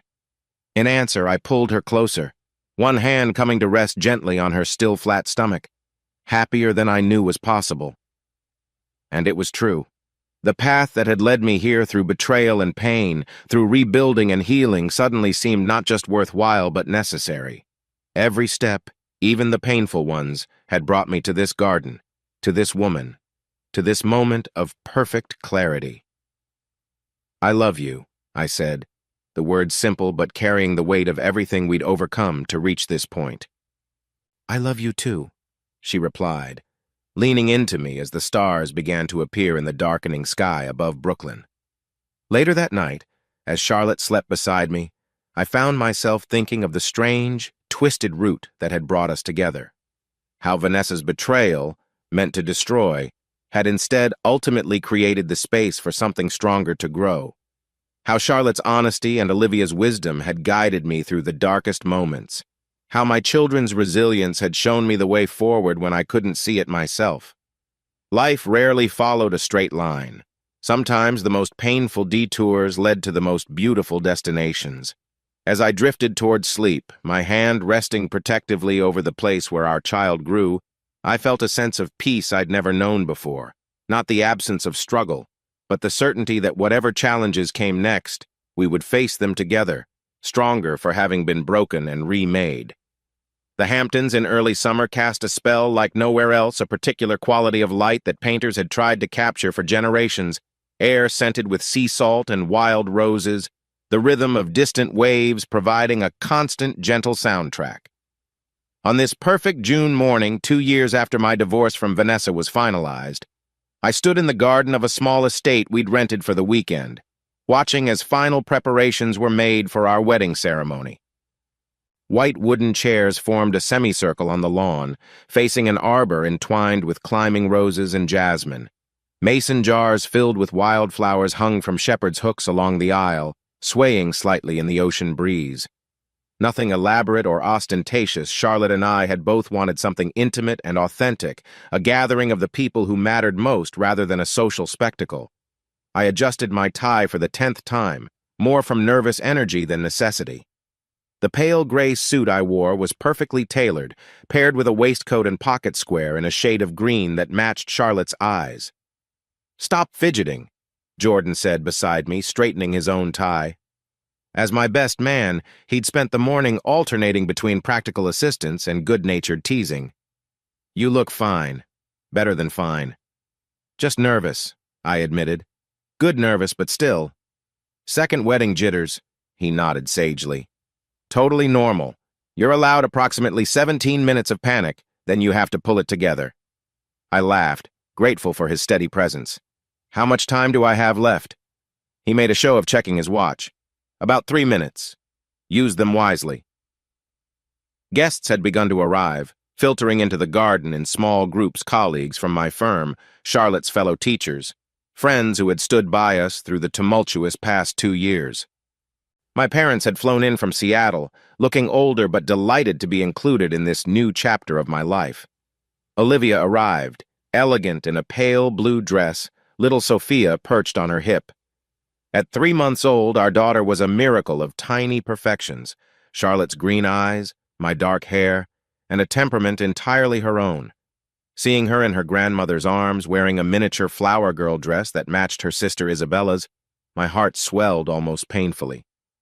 "There's my girl," I said, crossing to them and kissing Olivia's cheek before taking Sophia into my arms. "And how's the most beautiful baby in the Hamptons this morning?" "Perfectly behaved," Olivia assured me. "Unlike her brother and sister, who are driving Charlotte's maid of honor to distraction with last-minute wardrobe adjustments." I grinned, imagining the scene. Isabella, at 14, had insisted on helping Charlotte plan every detail of the wedding, while 12-year-old Lucas had been more interested in the cake selection process than anything else. "They'll pull it together," I said confidently. "They've been looking forward to this as much as we have."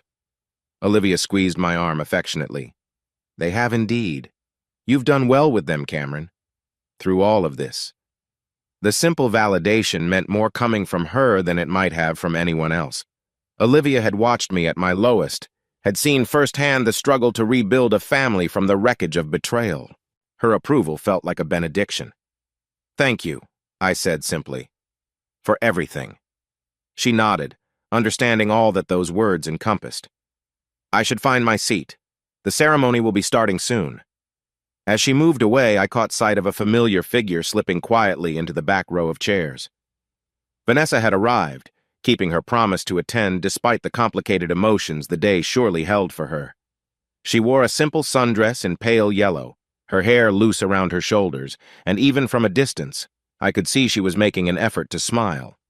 Our co-parenting relationship had evolved over the past 2 years into something approaching friendship, tentative at first, then gradually more comfortable as the sharp edges of hurt and betrayal wore smooth with time. When Charlotte and I had told her about the pregnancy, she'd been genuinely happy for us, even offering to take the kids for extra time after the birth to give us space to adjust. The financial advisor I'd recommended had helped her recover some stability after the Tristan disaster, and she'd recently been promoted at her new job, small steps toward rebuilding her own life. The kids spent alternating weeks with each of us, a rhythm that had become normal for all of us. I handed Sophia back to Olivia as the musicians, a string quartet positioned beneath an ancient oak tree, began to play, signaling the start of the ceremony. Jordan took his place beside me at the arbor, and I watched as Lucas emerged from the house, carrying a small velvet pillow with our rings. He walked with exaggerated care, his face a study in concentration, before breaking into a grin when he reached me. "Didn't drop them," he whispered proudly. "Never doubted you for a second," I whispered back, ruffling his hair. Isabella followed, radiant in her junior bridesmaid dress, carrying a small bouquet and walking with the dignified poise of someone much older. She took her place opposite Lucas, giving me a small wink that was pure mischief beneath her composed exterior. The music shifted, and the assembled guests rose, turning toward the house. And then Charlotte appeared, and everything else faded into background. She was breathtaking in a simple silk dress the color of champagne, her blonde hair woven with tiny white flowers. No veil, no train, nothing to distract from the natural beauty that had captivated me from the beginning. She carried a bouquet of wildflowers that matched those decorating the aisle, and her smile when she saw me waiting was like sunrise breaking over the ocean. As she walked toward me, I caught glimpses of the faces watching Jordan's proud grin, Olivia's tears, my parents' joy, and yes, Vanessa's bittersweet smile from the back row. All the people who had shaped my journey to this moment, for better or worse, gathered to witness this new beginning. Charlotte reached me, taking my hands in hers. Up close, I could see the sheen of happy tears in her eyes, the slight tremble in her fingers betraying her own nervousness. "Hi," she whispered. "Hi yourself," I whispered back. "You're stunning." The ceremony itself was brief but meaningful vows we had written ourselves, promises made with clear eyes and full hearts. When I slipped the ring onto Charlotte's finger, joining it with the emerald engagement ring, I felt a sense of rightness that transcended the moment, reaching back through all the pain and confusion to find its resolution here, in this garden, with this woman. "By the power vested in me," the officiant concluded, "I now pronounce you husband and wife. You may kiss the bride." As our lips met to the sound of applause, I felt Charlotte smile against my mouth. We had done it cross the bridge from past to future, from broken to whole. Not by forgetting what had happened, but by incorporating it into the foundation of something stronger. The reception that followed was joyful, but relaxed tables set up on the lawn, fairy lights strung through the trees, music and laughter blending with the distant sound of waves. I danced with Charlotte, with Isabella, with Olivia, even with little Sophia in my arms, her tiny face alight with wonder at the lights and sounds. As the evening wore on, I found myself at the edge of the garden, taking a moment alone to absorb it all. The sun was setting over the distant water, painting the sky in shades of pink and gold that no artist could truly capture. "Beautiful evening," a voice said beside me. Vanessa had approached without my noticing, a glass of champagne in her hand. "It is," I agreed. "Thank you for coming. I know it couldn't have been easy." She shrugged, her gaze on the sunset rather than on me. "Easier than I expected, actually. You both look. Right together. Like this is how things were supposed to turn out." "I'm not sure I believe in supposed to," I said carefully. "But I am grateful for where we've ended up. All of us." She nodded, understanding my meaning. "The kids are happy. That's what matters." We stood in companionable silence for a moment, the music and laughter from the reception creating a backdrop to our quiet conversation. "I saw Tristan was sentenced last month," I said finally. 15 years. Justice, finally. Her voice was steady. The bitterness that had once colored any mention of Tristan now faded to something more like resigned acceptance. "Too late for some of us, but still. Are you okay? Really okay?" She considered the question seriously. "Getting there. The new job is going well. I'm seeing someone nothing serious but nice. Normal." She smiled faintly. "I'm learning who I am without all the performance of my old life." I nodded, understanding what she meant. Vanessa had always been defined by external markers: her appearance, her status as my wife, her social position. Stripped of those identities, she'd been forced to discover who she truly was beneath the carefully constructed facade. "I'm glad," I said sincerely. "You deserve to be happy too, Vanessa." She turned to me then, studying my face with an intensity that reminded me of earlier days. "You know, I used to think you were too good for me. Too steady. Too honest. It irritated me, sometimes made me feel inadequate by comparison." "I wasn't perfect either," I reminded her. "Far from it." "No, but you were good. You still are." She glanced toward the reception where Charlotte was dancing with Lucas, both of them laughing at his exaggerated moves. "She sees that in you, and she deserves it." Before I could respond, Isabella appeared, slightly breathless from dancing. "Dad, Charlotte's looking for you. It's time for the cake cutting." "I'll be right there," I promised. Vanessa smiled at our daughter. "Save me a dance later, Bella?" Isabella nodded, her initial frostiness toward her mother having thawed considerably over the past year. "Sure, Mom, but fair warning, Lucas and I have been practicing our moves, and they're pretty wild." As Isabella ran back to the reception, Vanessa turned to me one last time. "Go. Enjoy your day. I'm fine here." I hesitated, suddenly struck by the strangeness of the moment standing with my ex-wife at my wedding to another woman, both of us at peace with the path that had led us here. "Thank you," I said simply. "For the kids, for today, for everything." She nodded, understanding all that those words encompassed. "Go cut your cake, Cameron." As I rejoined the celebration, finding Charlotte waiting for me with a smile that still made my heart skip, I caught one last glimpse of Vanessa. She stood silhouetted against the sunset, watching the proceedings with an expression I couldn't quite read. Not happiness exactly, but something like acceptance, maybe even peace. Later, as the night deepened and stars appeared above the garden, Charlotte and I swayed together on the makeshift dance floor, Sophia sleeping against my shoulder while the older children ran around with their cousins, high on cake and celebration. "Happy?" Charlotte murmured, her head resting against my chest. "Completely," I replied, meaning it more deeply than words could express. "You?" She looked up at me, her face luminous in the soft glow of the fairy lights. "More than I ever thought possible." Over her shoulder, I saw Olivia dancing with my father, Isabella teaching Lucas some complicated hand gesture that had them both giggling, Jordan deep in conversation with Charlotte's sister. And yes, Vanessa sitting at a table with a colleague from her new job, looking more relaxed than I'd seen her in years. All the broken pieces of my past life, rearranged into something new and whole and beautiful. "What are you thinking about?" Charlotte asked, noticing my momentary distraction. I smiled, pulling her closer. "Just that sometimes the worst thing that happens to you leads to the best thing that could ever happen." She nodded, understanding without needing further explanation. "The door that closes, and the better one that opens," I finished, thinking of all the doors that had closed and opened to bring us to this moment, this garden, this night, this family we had created from the aftermath of destruction. As we continued to dance beneath the stars, Sophia stirring slightly against my shoulder before settling back into dreams, I felt a sense of completion that had nothing to do with forgetting the past and everything to do with embracing it as part of our story. The circle had closed. The wounds, while never forgotten, had finally healed.